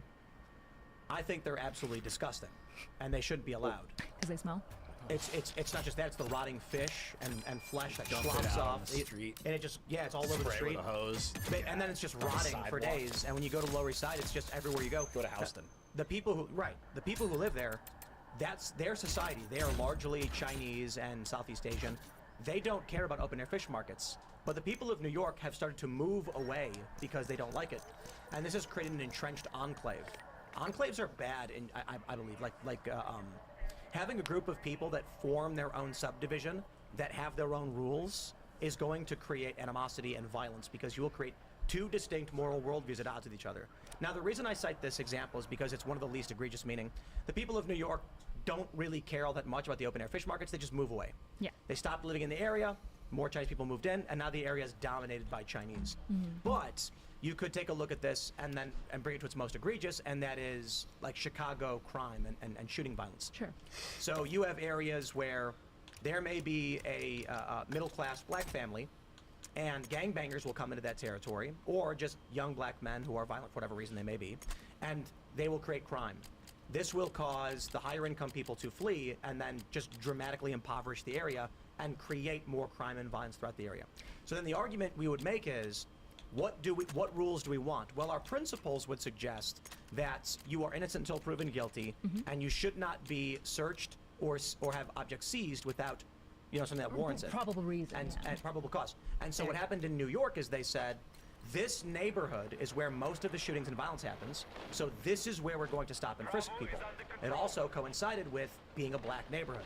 The progressives then said, why are the majority of stop and frisks black? And the government, which these are Democrat-appointed police, said, that's just where the crime is. Then they said, no more stop and frisk, you need to stop because you're doing it to black people. So you have two distinct moral worldviews. Sure. You can't do this only to black people, but it's just the neighborhood where the crime happens. Yeah. Your principles are meaningless in this regard because both groups are going to assert power over the other to make their world happen. Well, this is where democracy can be beautiful or bad, right? And so what the thing you're posing is saying, you say, I don't want to have enclaves in a society. And my counter to that would basically be saying, I think with the size of nation states, it's almost unavoidable. Even just think about the way that geography shapes a culture, right? If you've got a nation that's mountainous and full of pine trees, and it's also in a nation with beaches and fishing, and it's also in a nation with, insert different geographies, right? The people and the culture that are going to emerge from these geographies alone are probably going to have some of the different values. There's going to be things where they want to prioritize fishing industry more, but it's possible that the lumber industry is like having issues and they want more advocacy. And so they'll always have these competing interests. And I think the beauty of a democracy that's functioning well is that it takes two things where actually there might be reasonable concern, right? Let me ask you a question. Can I finish my thought and then I'll let you ask the This is question? a long Hey, you went for 5 minutes. I'll get 2 minutes, okay? You've been doing this to me for I'll 5 finish years. my thought. If you can I promise succinctly I'll make wrap the it. point. Okay. The beauty of a dialectic of a democracy is you can take two opposing values, and what the idea is to find a compromise within both, where ideally you find the best pieces so of here's each and why synthesize I'm them. interrupting. Yeah. I feel like that is rudimentary, and we understand that completely. It's not the point that I'm making. So I'll give you a better example. Dearborn, Michigan has several instances of female genital mutilation among young girls. Yeah. That is explicitly illegal in the United States. But in that community, it happens because there's no law enforcement that will stop it. Right. You are not going to get a white cop to go into a Muslim community and say, stop doing this, because they'll say it's our community. In fact, they even have their own de facto versions of police. And they likely won't report it either. That's probably Indeed. part of the issue So too. what is the solution then?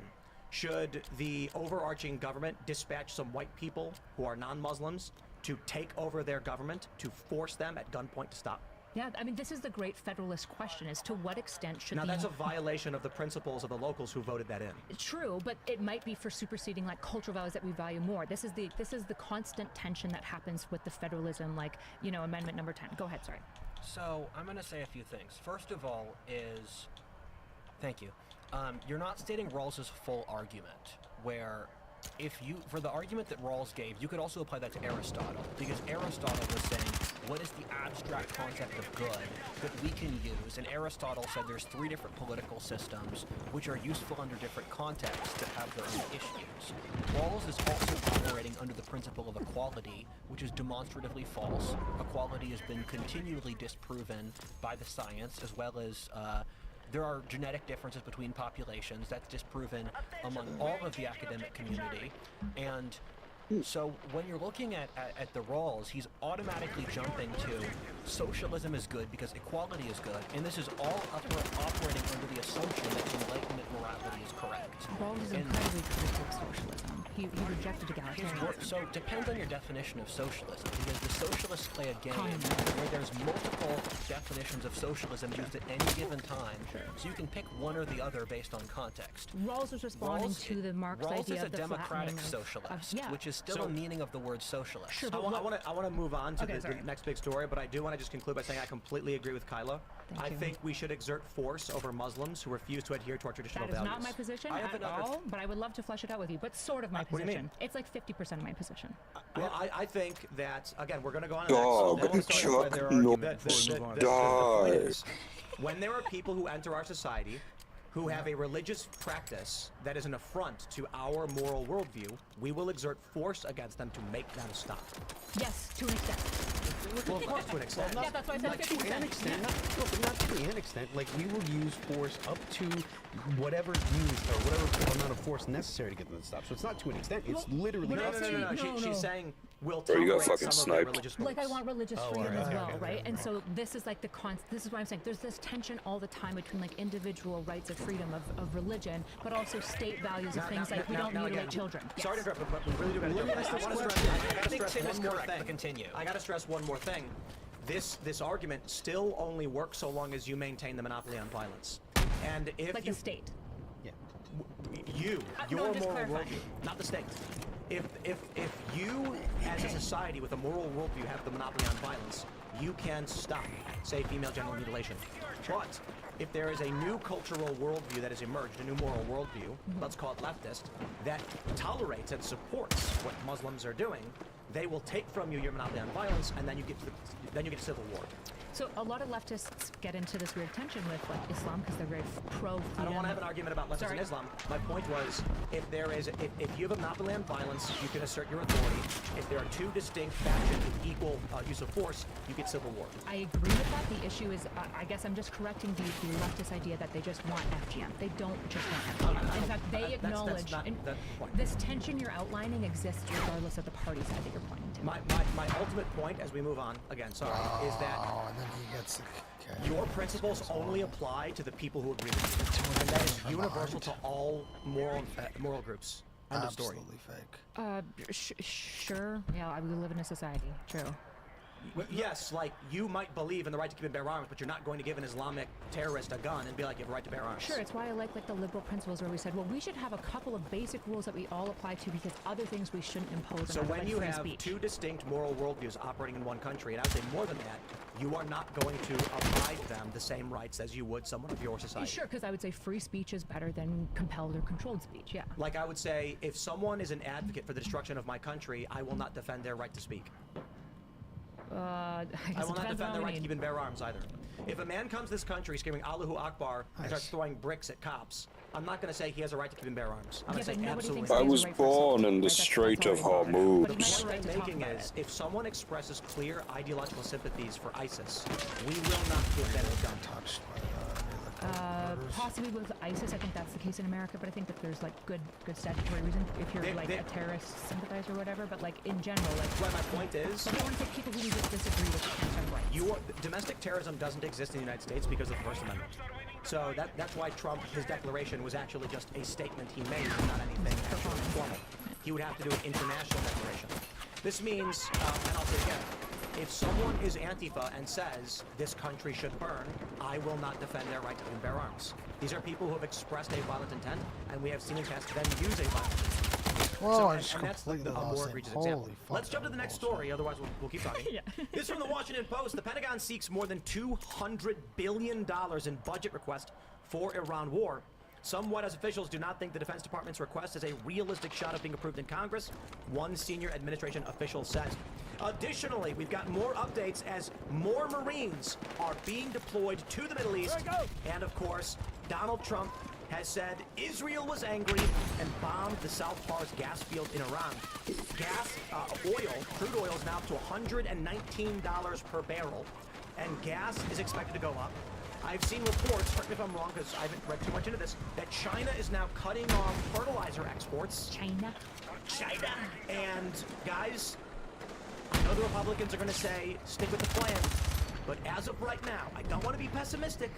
Let's just say, holy crap, this is bad. How about what plan? I've heard Phil loves China, actually, so I'd love to hear your thoughts. Phil's a avid communist communicator He about loves China is an adversary. I will say that 200 billion, the request from the 200 billion, if I understand correctly, is to replace the stocks that they've already used. So it's not technically to continue funding the war. Not that it's not a slush fund, anyways. Essentially, it's the Pentagon, but it is to replace the stuff that they've already used because you don't want to have your stockpiles of weapons. Agreed. But the point is, trillion guys, in a week and a half. we spend several $100 billion on Israel for the past 50, 60 Dog, years. they gotta let me We spent play as $250 billion on Montaigne, Ukraine in dog. the past 4 years, and now they want another Wait, they're gonna $200 put billion. shields I in? understand we spend like what's I the want budget them for to. like $7 trillion? I don't know. I have no idea. It's some psychotic number like this. My point is, I want the shield to we be are able looking to at- stand tank they're shells. discussing removing sanctions Well, on that'd be Iranian consistent oil with at sea live shield. because is it 7 trillion? It's 8.38 billion. Ah! So this would up it to 1 trillion. Trillion. Billion. 838.7 billion. But that's yeah. The supplemental budget request, So this ups it to 1 trillion if they get it. and it Sorry. aims to cover sustained military operations, replenish depleted munitions, and accelerate weapons production and mitigation strikes over the past 3 weeks. So I mean, like, look. Look. I get it. I don't like Amazing the strap, dog. I don't Just like his fucking son. run I out don't into like the their open. government. That's kinda I don't horrible, like that is. them constantly being a thorn in the side of all the countries in the region that are trying to just sell oil. I am not a Greta Thunberg. Bring the oil on, baby. Drill, baby, drill. Let's have some capitalism. Greta Thunberg doesn't even care anymore. She's demanding oil get sent to Cuba. That's She didn't because care about she's just a climate com- change. she's just a My point is, the Iranian government sucks miserably. But as we already discussed, Eric Prince, he was quoted as saying, the problem with Iran is to roll the dice. You don't know if you can succeed. This is not, I'll quote Charlie Kirk in June, I think it was June 17th. He said, this is a developed nation of 90+ million people that you cannot just easily go in and topple. You cannot just ideologically change like some smaller countries. This is a serious war. Now, again, I think it's fair to point out, after Trump launched those strikes on the bunkers, the day after Charlie Kirk did say, I stand with my president and want him to win. And I can respect that. I feel the same way. I want to win. I do things ill-advised, but I think we have to just be realistic. And I'm saying optimistic. But let's at least recognize a $200 billion budget request. Oil at 120 bucks. This is not good news. This is not good news for anybody. I would implore the Republicans to pay attention to this because if you ignore it or poo-poo it, you're going to lose the midterms worse than you may already. Dude, I'm in a real like crossroads in my own soul about this because we're all in. We put our, as Alex Jones said, we put our dick in the light socket. So here we are electrocuting, and we're all the way in, baby. There's no going back. I don't know. I mean, obviously we could leave, but then they'll attack us for 20 years. It's like, what do we do? Destroy? Do we level this country to the ground? Kill 100 million people? However many millions of people got to go? And there's 90 set up a new million, I government, or do we yell to stop the war? Because I feel like I'm on board with this motion of American hegemony, free speech, property rights all over the planet. If we stop this thing, I think the whole system will crumble. So, look, I don't want to kill a million Iranians. I do want the country to be called Persia, though, so it's less confusing about Iran. Well, I mean, so it's been Iran for a long time. I know that it was Persia. It was Persia, like, back in the Persian Empire and stuff. But it's actually been called Iran for a long time. The term Aryan comes from the word Iran because they were in the Caucasus region similar. But I don't have so much of a problem with the request for the money because of the fact that it is to restock the depleted munitions, right? So you can have your problems with the war, you can have your concerns, you can address all of the real, actual, tangible problems that this is causing, but to say that, you know, the returning to whatever baseline level our munitions are or should be, I think that that's something that we should do, because the idea of allowing the United States to not have the overwhelming military power that we do have, allowing that to be degraded, is far more of a problem for the U.S. than to say, oh, we're not going to spend $200 billion. How do you guys feel about Trump in general, like promising peace, promising no wars, promising to end wars, and dragging you guys into Iran? Like, does that bother you? Were you for Trump's promise of peace? Like, how do you? I view Trump's foreign policy as generally better than every other president in my lifetime. And despite him being so hawkish? He's been hawkish on Iran the whole time. Well, he's hawkish everywhere, right? He pretends deterrence is like dovish policy, right? Like he'll like. I respect the hawkishness. It's a question of, are you going to actually go in? I think my view of getting involved in Iran was skepticism, but hope. Venezuela was the same thing, and I think Venezuela played out very well. So. Well, for who? For us. Not for the Venezuela. Venezuela. Actually, no. Venezuela seized our oil assets. We had a treaty with them, okay? We shook hands with Venezuela and said, we're going to build oil, and they said, you got it, brother. And we were all sharing in money, and they were the wealthiest country in South America. Then they elected a democratic socialist who came in and stole our oil assets, and our country did nothing about that. So I, again, say the Venezuela operation skepticism. But then when Trump goes in, takes out Maduro, and just brings him to New York, which will be weird if he's found not guilty. I don't know how that'll play out. But then we get our oil assets back. I'm like, well, that's what I call justice. Now, as for Iran, this is a bigger question over the Strait of Hormuz. Wait, I don't think they did. Didn't they steal their own didn't they nationalize Venezuelan companies? These were American multi-billion-dollar investments to build oil infrastructure in Venezuela. But it's hard. And we had it out very well. So how do you I view Trump on foreign policy as generally better than every other president in my lifetime. And despite him being so hawkish? He's been hawkish on Iran the whole time. Well, he's hawkish everywhere, right? He pretends deterrence is like dovish policy, right? Like he'll like I respect the hawkishness. It's a question of, are you going to actually go in? I think my view of getting involved in Iran was skepticism, but hope. Venezuela was the same thing, and I think Venezuela played out very well. So, well, for who? For us. Venezuela seized our oil assets. We had a treaty with them, okay? We shook hands with Venezuela and said, we're going to build oil, and they said, you got it, brother. And we were all sharing in money, and they were the wealthiest country in South America. Then they elected a democratic socialist who came in and stole our oil assets, and our country did nothing about that. So I, again, say the Venezuela operation skepticism. But then when Trump goes in, takes out Maduro, and just brings him to New York, which will be weird if he's found not guilty. I don't know how that'll play out. But then we get our oil assets back. I'm like, well, that's what I call justice. Now, as for Iran, this is a bigger question over the Strait of Hormuz.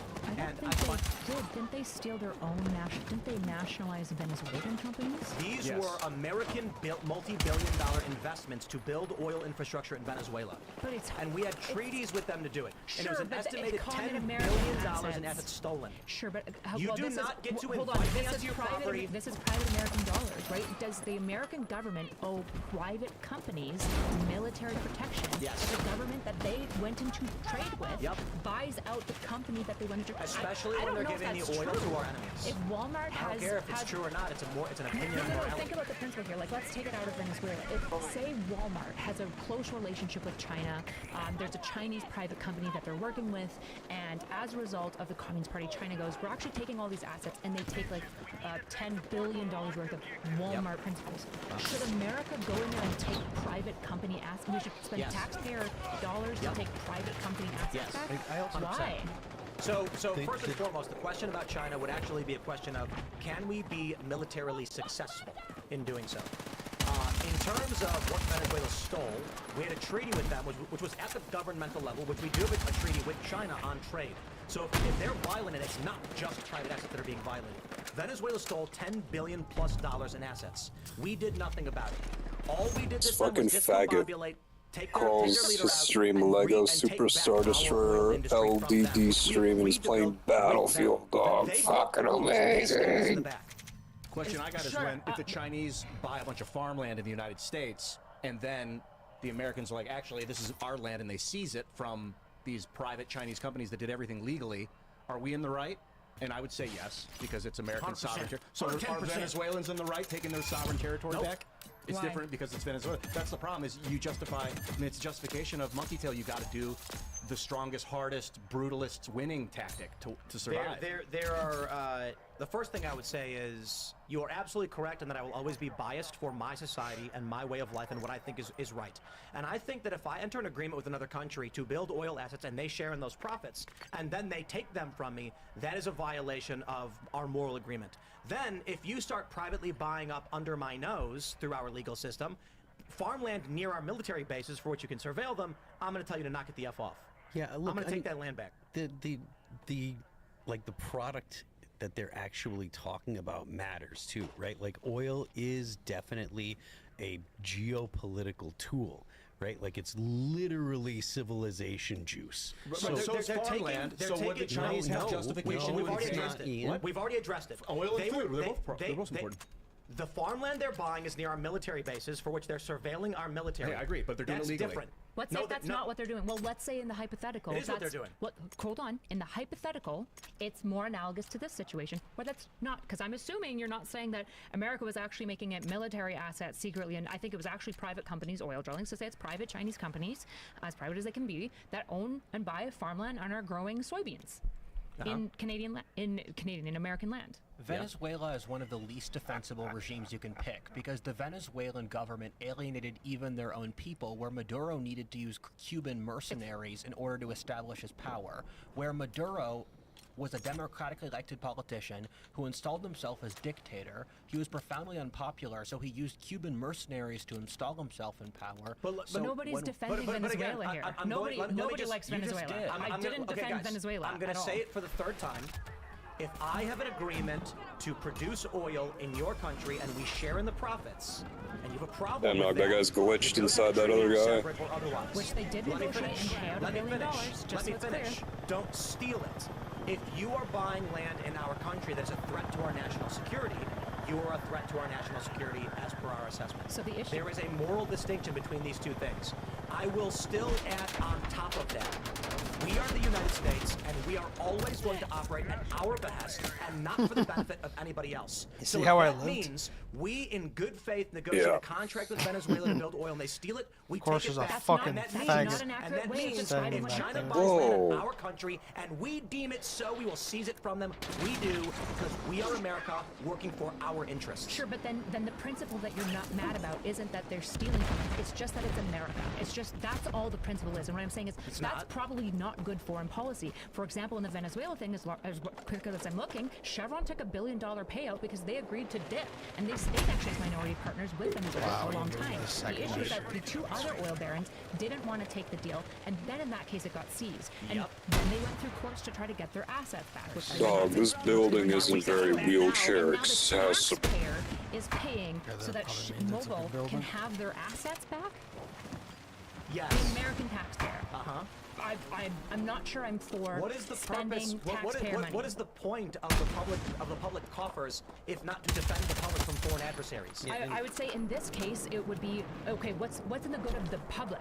Making sure we have oil. Let me ask you a simpler question. That's it. Hold on. A guy is on his dinghy fishing off the coast of Florida when pirates show up. Why should the private taxpayer have the Coast Guard go and save him from some other country's pirates? That's literally the function of the military. Are companies individuals?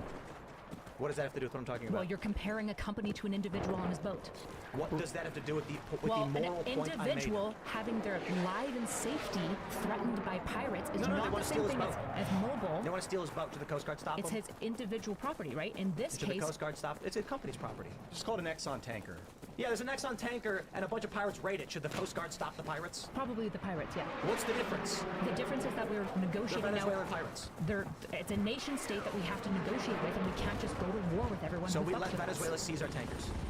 I think That's silly. when they happened, we had massive sanctions. I believe large NATO sanctions were put against Venezuela. As you've said, nobody likes Venezuela. I don't like Venezuela. Let's I don't go like back to the communism. original question Each about argument, Why you're does it look arguing against backwards? America's interests, which would be the opposite of the American government. You're not using rational consistency. You're arguing against the interests of American power in each individual context. I'm not actually, because theoretically, if the American government is for American success, the thing at question here isn't Mobile. Why we don't owe Mobile anything as a company. We owe Americans Does Mobile pay gas. taxes? No, but you pay taxes, but we could negotiate a new trade deal with somebody else to increase our buy of oil from somebody else, Do right? they pay taxes partly Instead for of the public spending defense? money to go blow up Venezuela, we could have negotiated contracts with other oil suppliers These to get cheaper companies oil. pay taxes, which includes money for public defense, for which they are entitled. To some extent. And I will add on top of this that Venezuela seized our oil assets to distribute oil to our adversaries. Yep, that did happen as well, which is why we engaged in sanctions. But the idea is that The boot comes down. This is the issue in foreign policy. When people fuck you over, you don't just immediately go to might. We didn't. It was 20 years ago. Why? It was 2009. War is We're talking expensive, bad for economy, and but kills hold lots on, of people. hold on. That's why. This was 17 years ago. And they tried the legal method and none of it worked. Sure. And Trump said, okay, get our oil back. Sure. 17 years later is not a short amount of time. Yeah, and one of the issues is we didn't really get our oil back. Most of the tankers that we seized from them, we've sold off to Saudi Arabia, which only apparently the Trump admin can actually have access to the $500 million. So the American taxpayers didn't even make back the money that we spent to bail out Mobile. We also cut off Cuba, but I want to go back to the original question so we can round this one out and jump to the next stories that we have. And it was a question about how do we feel about Donald Trump. And I will say I'm a big fan of the Abraham Accords. When Donald Trump crossed the DMZ with Kim Jong-un, I was welling up. I was nearly in tears. I mean, that was an incredible moment for the Koreas.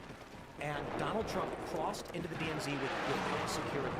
They could have killed him, they could have captured him, they could have done a lot of things. And you can say it was free, you can say it was, but it was a tremendous step towards peace, and I'd like to see more of that, so I tremendously respect it. Donald Trump's at the timeline for getting out of Afghanistan. None of this, of course, is perfect. But Donald Trump has been infinitely better on foreign policy than any president of my lifetime. The Afghanistan pullout was horrific. That was Joe Biden. It was not. You just said that the pull-up policy was decided. The timeline was set by Trump. It was not just Biden. The problem is that when things happen over multiple presidencies, it's typically both administrations. No, it was Joe Biden. It was not just Joe Trump Biden. had established a timeline to pull out, and Joe Biden went ahead and said, "We're not going to do that. I'm going to just do it now." He changed the timeline to 9/11 to make a scene, and and he surrendered then the they military. abandoned Bagram Air Force Not only Base. abandoned, they surrendered military equipment, billions of dollars of I'm night not a vision. fan of the way that we pulled out of Afghanistan at all. What I'm actually pointing to is a partisan blame of just one president. When, for example, when we look at economies, Trump we always wasn't just there want when to they pulled out blame. of Afghanistan. What do you mean? Trump began the pullout of it. Which he we all abandoned want, the right? Kurds. You agree with? Not the way we did No, it. no. Not the way Biden did. Let's go back in time. Do you support, at the time when Trump said we were going to get out of Afghanistan, is that a good thing? I'm not sure. You think we should have stayed in Afghanistan? Possibly, yeah. Okay, yeah, I proper don't. I nation think that's building. morally abhorrent and psychotic. Why? But you want to Because take we spent Venezuelan 20 years goods nation building, and trying to throw turn over Afghanistan sovereignty? into South Wait, Korea. how is it possible that overthrowing a nation-state sovereignty is cool and base, but trying to establish democracy within a country, which I agree wasn't done very well in Afghanistan, is somehow Who morally said abhorrent? that first one seems to be something you've made up. Venezuela, you're for Venezuela, which is an invasion of a for nation-state and taking killing back Oh, our you assets killed that were him. taken from us. and taking their elected official and I don't care that we don't like him. I don't care that we don't like him. you're for it. How far was that? How is this not morally questionable? But in the case of Afghanistan, there's let me no explain question it here? as simply and monosyllabically as possible. Sure. Afghanistan is 20 years of nation building. Oh. Venezuela was several days. Okay. Why did the nation building fail? Because you cannot make Afghanis gay communists. No. The reason that it failed is in large part it was too expensive. So because we cracked my nation built in back. Japan Because it takes 60 exceptionally years. well. We nation built in Greece. Yeah, we but it nation takes built 60 years. in South Korea. That implies that all societies are the same. I don't think they're the same. And Afghanis couldn't do jumping jacks. You need at least 3 generations, which we did get in the Koreas and in Japan. You need to establish education, you need to let girls go to school, and you need to establish a middle class, which And does they take were a in long time. active conflict the whole time in Afghanistan. It wasn't working, and they should have But gotten more out. importantly, we never worked with local experts of Afghanistan. We didn't work with the people on the ground. We worked with the Kurds. We worked with the Hazaras, we worked with the northern tribes, we built up an entire northern coalition. And to pull back, you support the continuation of the occupation of Afghanistan. I did Let me not. finish. Hold on. No. So, no. I did okay, not say I let me supported it. I restate said that. I don't know. So that's an argument that allows a lot of plausible deniability. No, so it says I don't I'm going know to finish my answer to argument. that. Well, you So- can, but you can't put words in my mouth of what I haven't said. Venezuela, Is it the best I sniper? was going to say Burma, but I meant to wrong. Anyone tries to So debate that. each place, you are positionally against American foreign policy. You're not operating under a unified moral code. Nope, my You're- unified she moral hates America. Yeah, you're against the American foreign policy, and you're picking whatever Respectfully. the opposition of it is. Respectfully. So what was the other one? The P something? Yes, I ran an alternate history show for 7 years. Of consistent course value, I can. my consistent, well, you didn't, so that's Yes, I right. did. You I didn't. ran one for 7 you said years. Rawls isn't true because, genes. Guys, enough with Rawls. Rawls couldn't engage in a hypothetical because he couldn't How project dare his views he onto insult reality. Rawls like this? Hey. Here, I'll tell you my consistent thread. My consistent thread is I would like to see worldwide liberal democracies emerge. That's what I would like to see. Because I think liberal democracies tend not to go to war with each other. They lift people out of poverty best. They establish a good middle class. They establish education, and they decrease poverty, death, etc. It's not The idea that every society can be a liberal democracy is totally outside of the realm of possibility. Like genes, like some people are genetically incapable of having a liberal Just democracy. from custom, no, just because of customs. Yeah, well, I have a question. I have a question in this regard, like Liberia, for instance. I don't know enough about Liberia. We specifically. repatriated former slaves and then established an American constitutional liberal democracy, and it devolved into cannibalism and tribal warfare. Look Because why? at this I don't know. fucking faggot. Well, the issue is for Maybe you to Rudyard say knows. You know about nobody Liberia, right? can, nobody can. Don't say nobody can. What'd you Sorry, say? certain cultures Sometimes you can't. can. Certain cultures can't. My argument would be not all the liberal democracies have to look the same. When I say liberal democracy, I don't mean superheroes that are gay.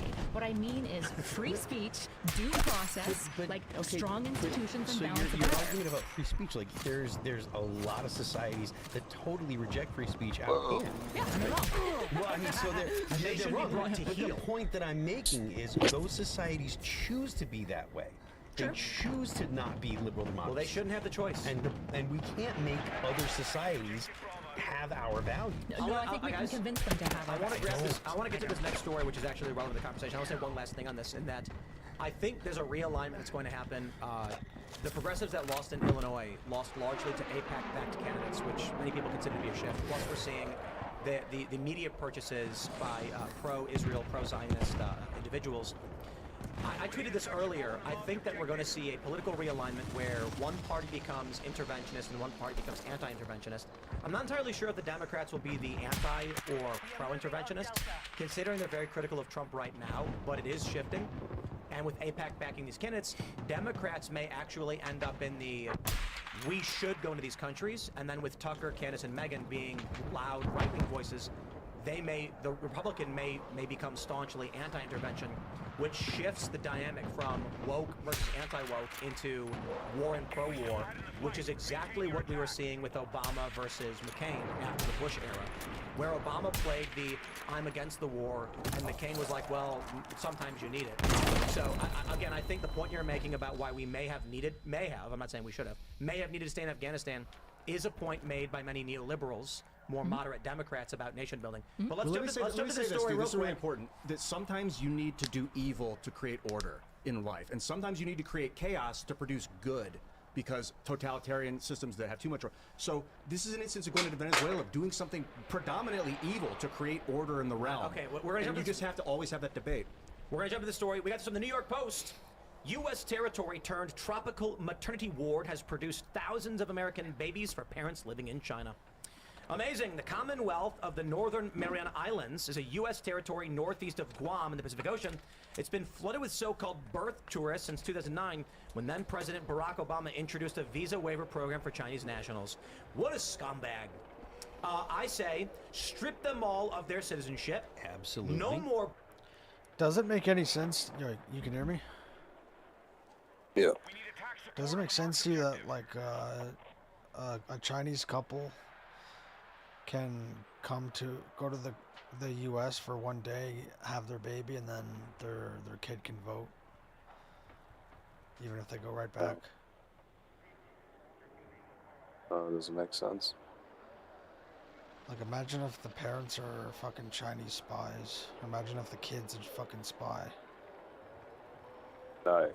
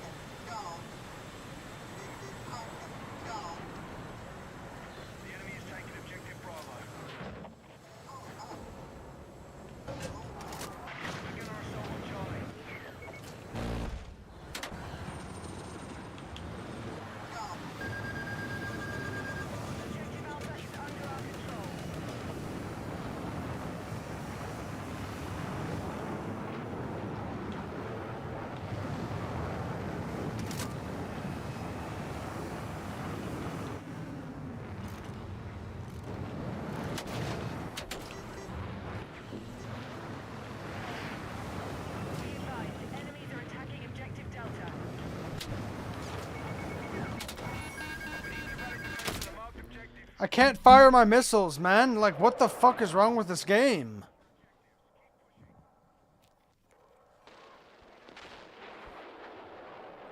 Birthright citizenship, and they can't come back. Yeah, I mean, everyone, Kyla's gone. Okay, everyone agrees. Yeah, probably, to be honest with you. She's going to be like, no, China should be allowed to be president of the United States. It's just that's civilizational suicide.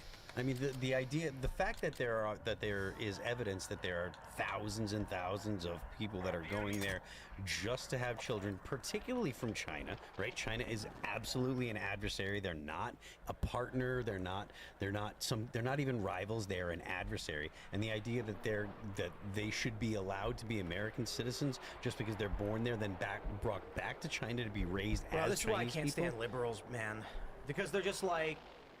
They're going to stand around while these Chinese people doing birth tourism are literally saying in 20 years you will start seizing power and assets from the American people. And the American liberals are like, they're going to be standing there as the Chinese guy goes like, I have every right to take your stuff because I am American. And they're going to go, guess you're right.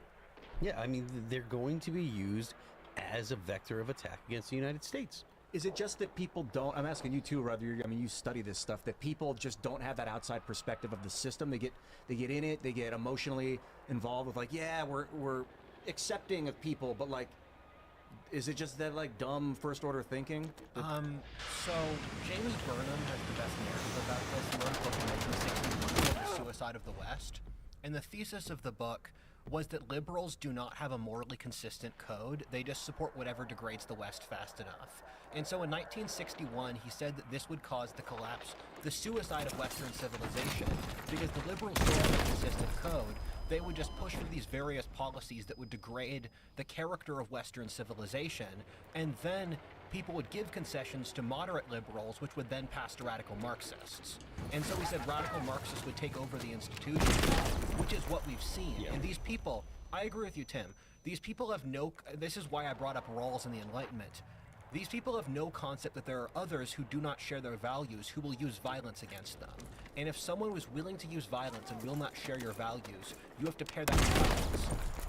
I often notice people are very like laissez-faire about, you know, about whatever, bringing new people in, changing the system, they're kind of open to it until it affects them directly. They get mugged, and then they're like Anna Kasparian, you know, she's completely flipped after she got attacked by some dude outside her house. I don't know that she's completely flipped, but she's definitely once it affects softened. you, and so to make sure that people don't have to face it, and have that traumatic realignment, that you can maybe educate them ahead of time and get them to kind of see what mass migration can do.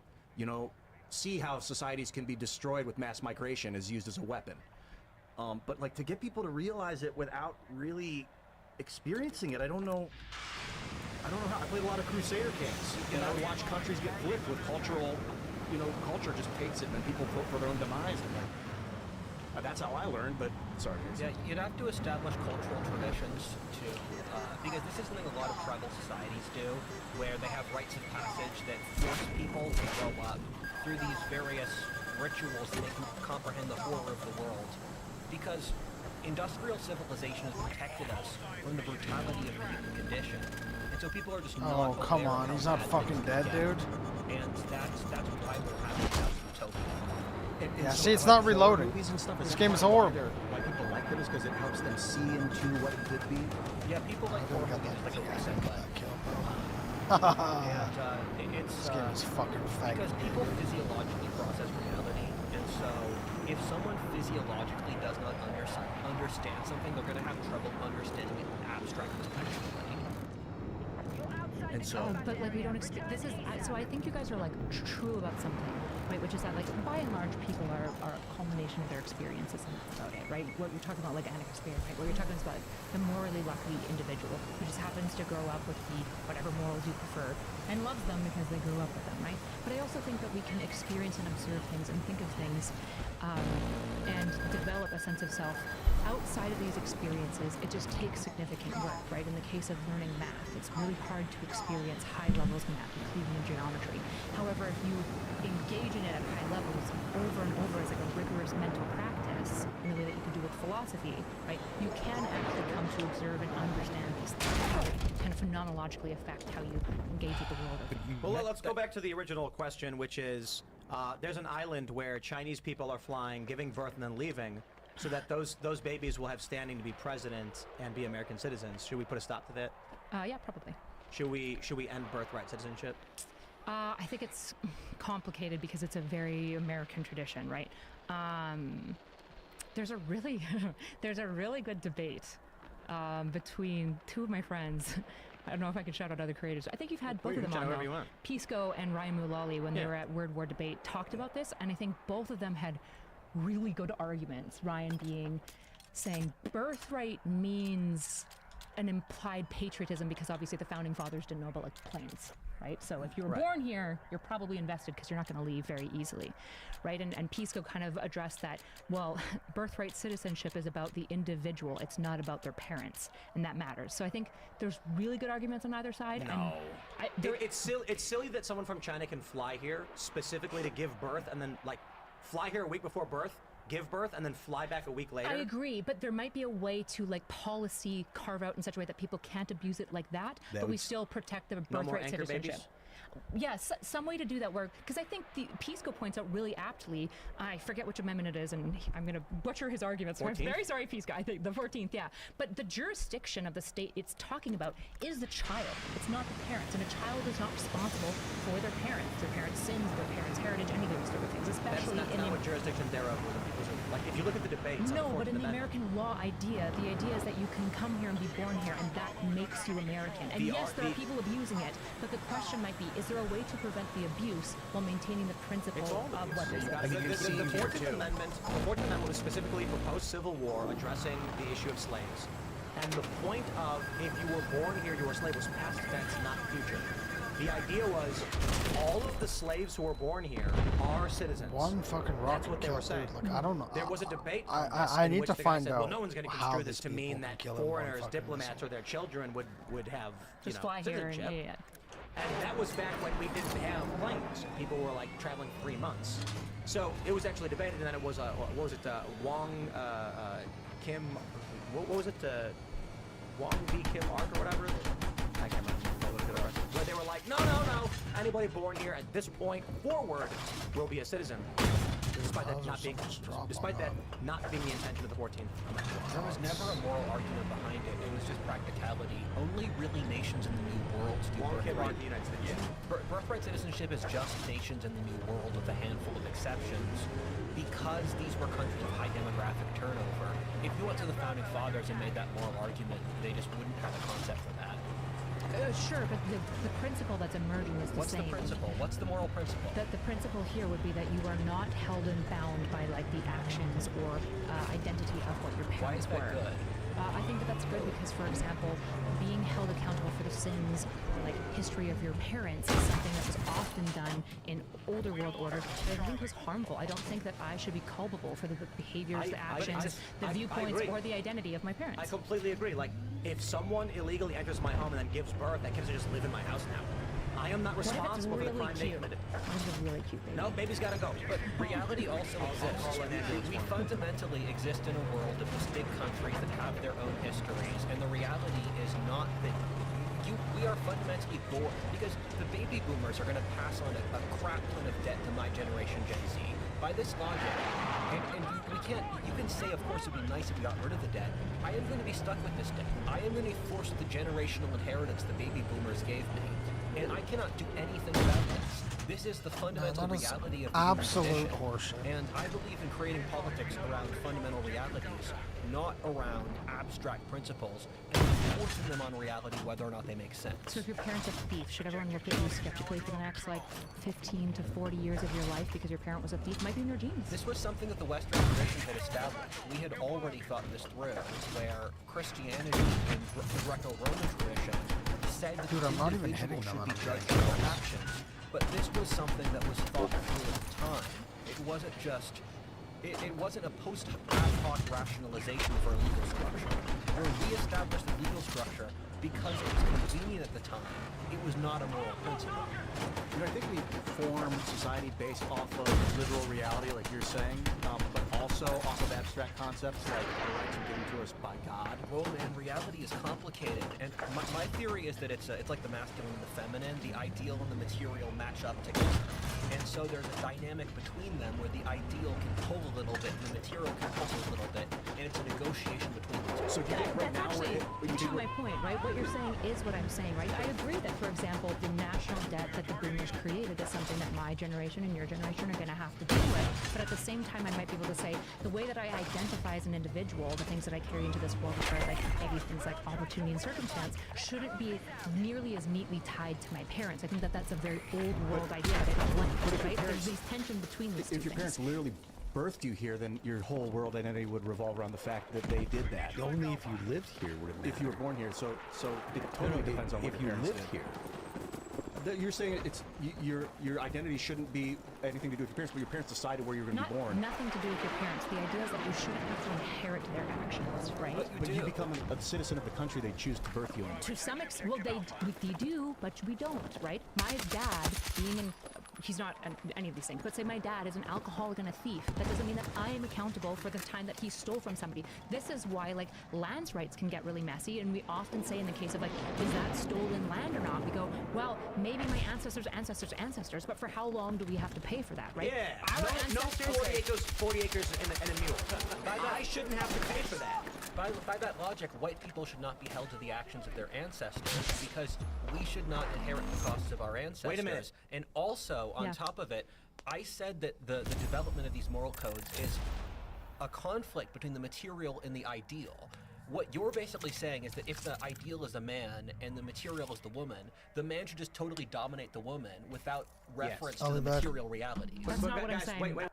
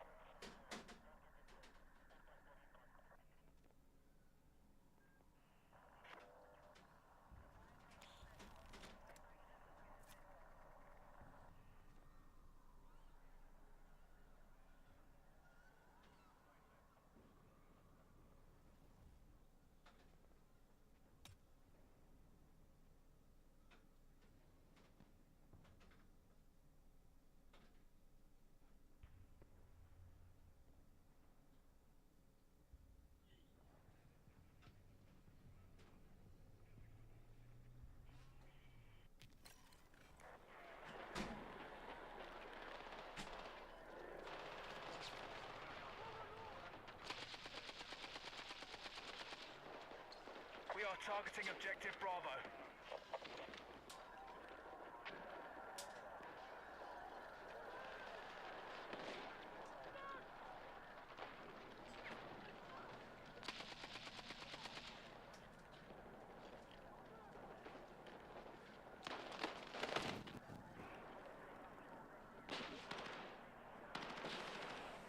Objective Bravo neutralized.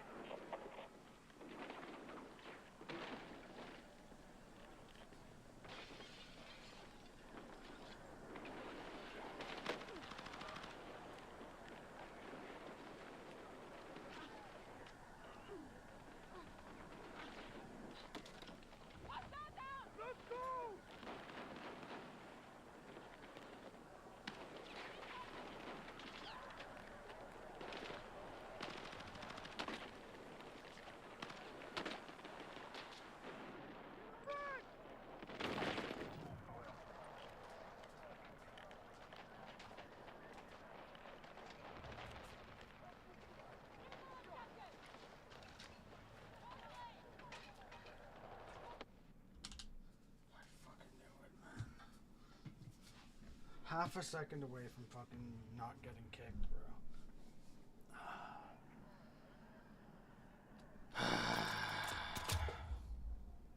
Wait, hold on. I want to change my opinion because I just realized something. That you're a Democrat. No, I did you know, it. for the longest I win. time, I just thought I was a quarter Korean, but then I found out that I'm actually 5% Japanese. Now I'm in favor of the sins of the father because this means the government, the United States government's got to give me reparations because I'm Japanese. So, pay up. No, I don't. Yeah, you do. No. I think the Japanese have to stamp receipts if we pay, but also part of why they would got argue paid back. that's racist. But also part of why they got paid back is because it was actually within the same Do generation. you guys think that we're out of balance with, like, okay, so like whatever you were saying about the politics based on the harsh reality and politics based on the philosophy, that we've become so, I think we've become so into philosophy with post, thank you, Rudyard, yeah, talk me in, that we've become, like, in postmodernism, that we're so philosophical heavy that we've lost sight with just brute reality at points. We're radically delusional. I think that's just obvious. Our moral code is no frame for reality. Yep. Okay, I'll be right back. Thanks. I agree with that. I agree with the internet. It's easy to become something you're not, to play and fantasy. And since the end of the Cold War, we've just been carte blanche. We haven't had repercussions. How about we go nuclear and jump to this next story? Donald Trump is the Antichrist. Now that I've sufficiently made many of you angry, and I'll say that I'm joking, there is something interesting because we've got this this tweet from Drew Tang, who says, remember when me and Donnie Darkind and Sovereign Bra went on Timcast in December of 2023 and quoted this exact verse to him saying we have Nice, I thought it was a the fucking FBI had desk the episode thing taken there, off dude. YouTube. Wait. Oh my god. Oh, that's right. The episode was taken off of YouTube. And Leonardo Joni, you know you love her. She posted this. What do we think of this? And it shows Trump with his ear bleeding. I saw that one of the heads of the beast seemed wounded beyond recovery, but the fatal wound was healed. The whole world marveled at this miracle and gave allegiance to the beast. Revelation. Now, what's really interesting about this is that when I saw this tweet, I recalled sitting down with these individuals, and they literally explained to me that Donald Trump would be injured on the right side of his body in some capacity because that was if he was the Antichrist, that was a symbol of the Antichrist.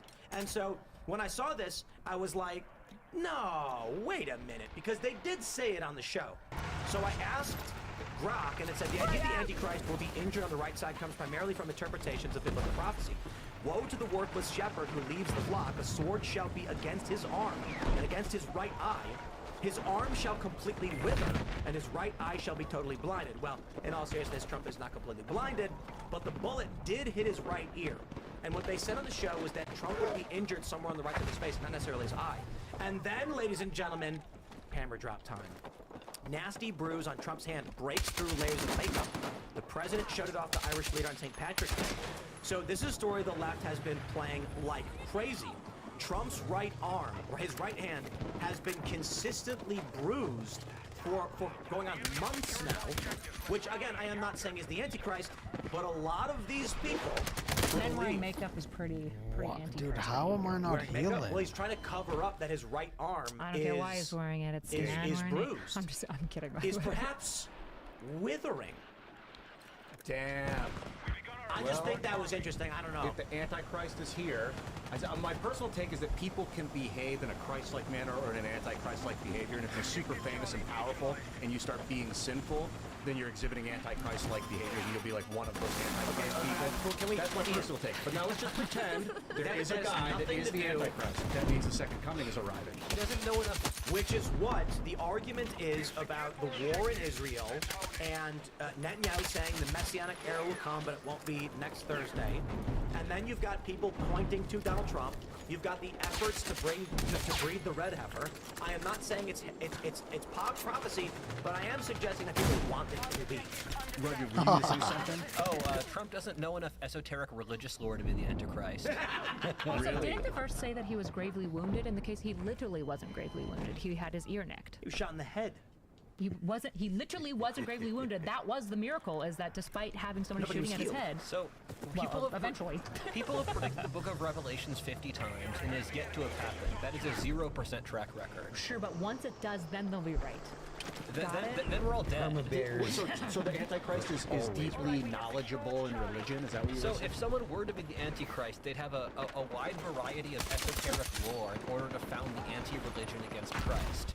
And so you could assess their actions and their behaviors based off their knowledge of religious lore. Could it be Okay, hear me out. business? He's hiding his power level, okay? He does have the religious lore, but he can't show people yet because he can't let them know. Could his knowledge of religious lore be his knowledge of business? No. Seeing that the dollar is now what people worship? They're not transferable. Are you sure? Because people seem to worship money. I'm pretty sure. I mean, money's God on Earth, is it not? No, that's not how the mystic lore goes. Okay. It is now. So it's going to be like a priest. They say it's going to be a priest. If he is making weird esoteric remarks and he drops these things inside his content that demonstrates that he knows more than he says, then you'll know. What would be an example of a weird esoteric remark?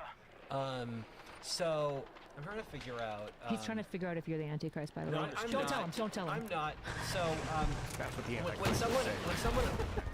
when people, different mystics have different code words they use to demonstrate the religious tradition they're operating in. So you can look at the code words they're operating under to figure out what their level is.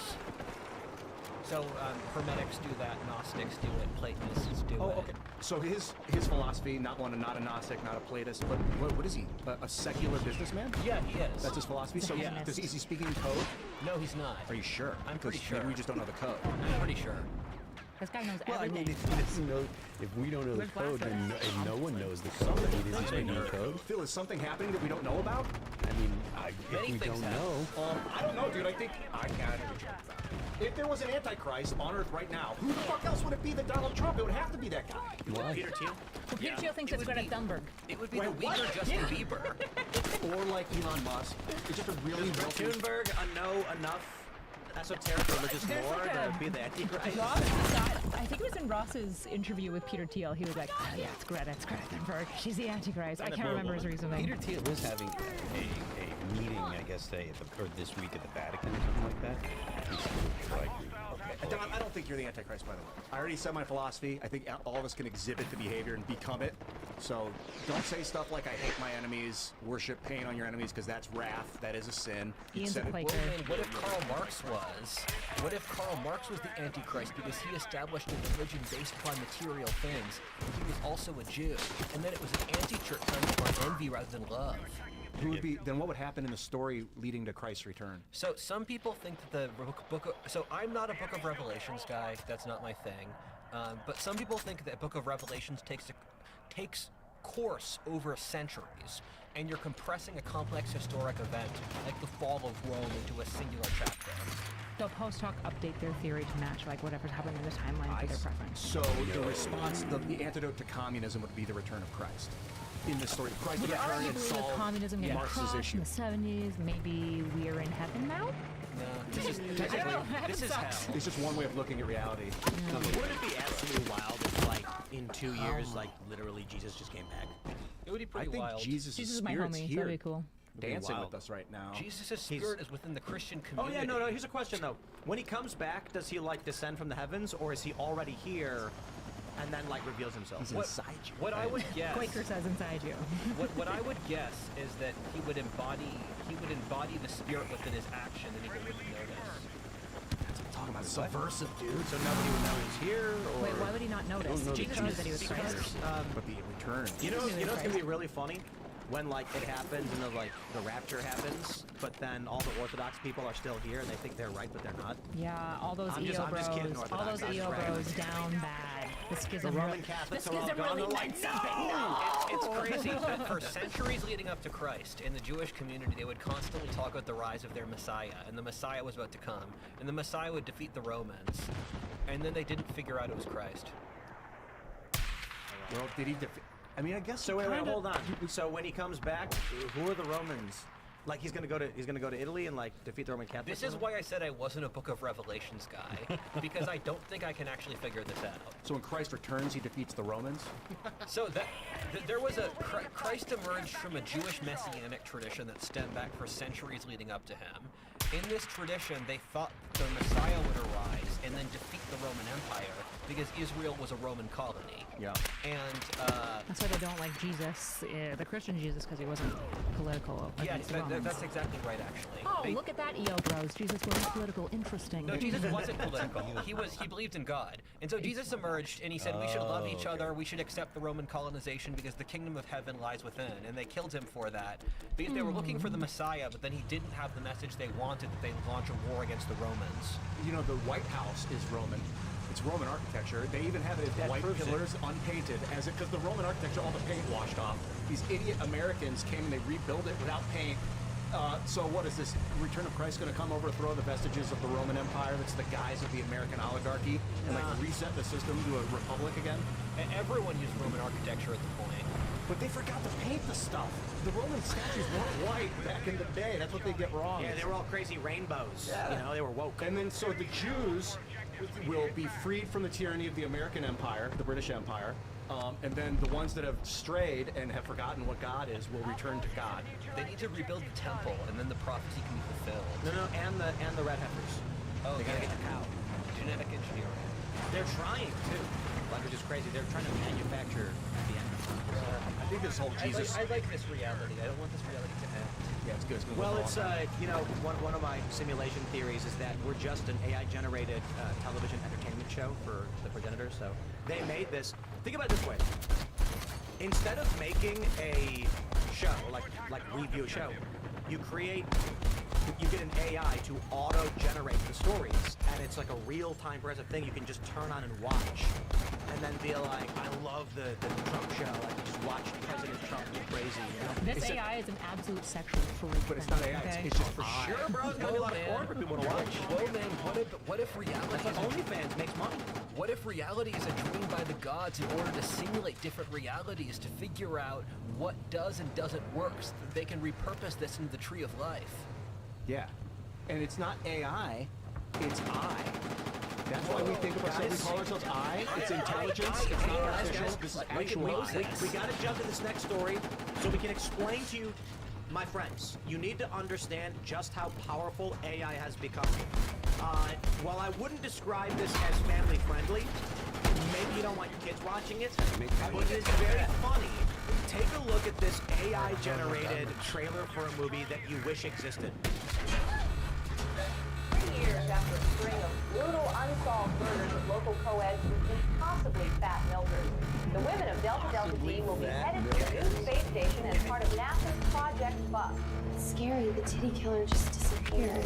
We're going to be 250 miles up. The only person watching us get changed is going to be a 60-year-old man at Cape Canaveral. You know, I heard in space your boobs actually get bigger. Why exactly are they sending a shuttle full of sorority girls to space? Son, the only thing bigger than the NASA budget after this is going to be the strain on those girls' sweaters. This is like the plot of a movie written by a 12-year-old boy. This is the first time I felt safe since the titty killer. You don't think it's him, do you? Who else would go all the way to space?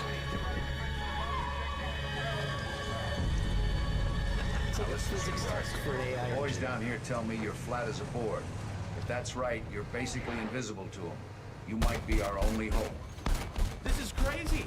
Do you guys remember when we reviewed Capital of Conformity? Yeah. Amazing. Let me contrast this for you guys.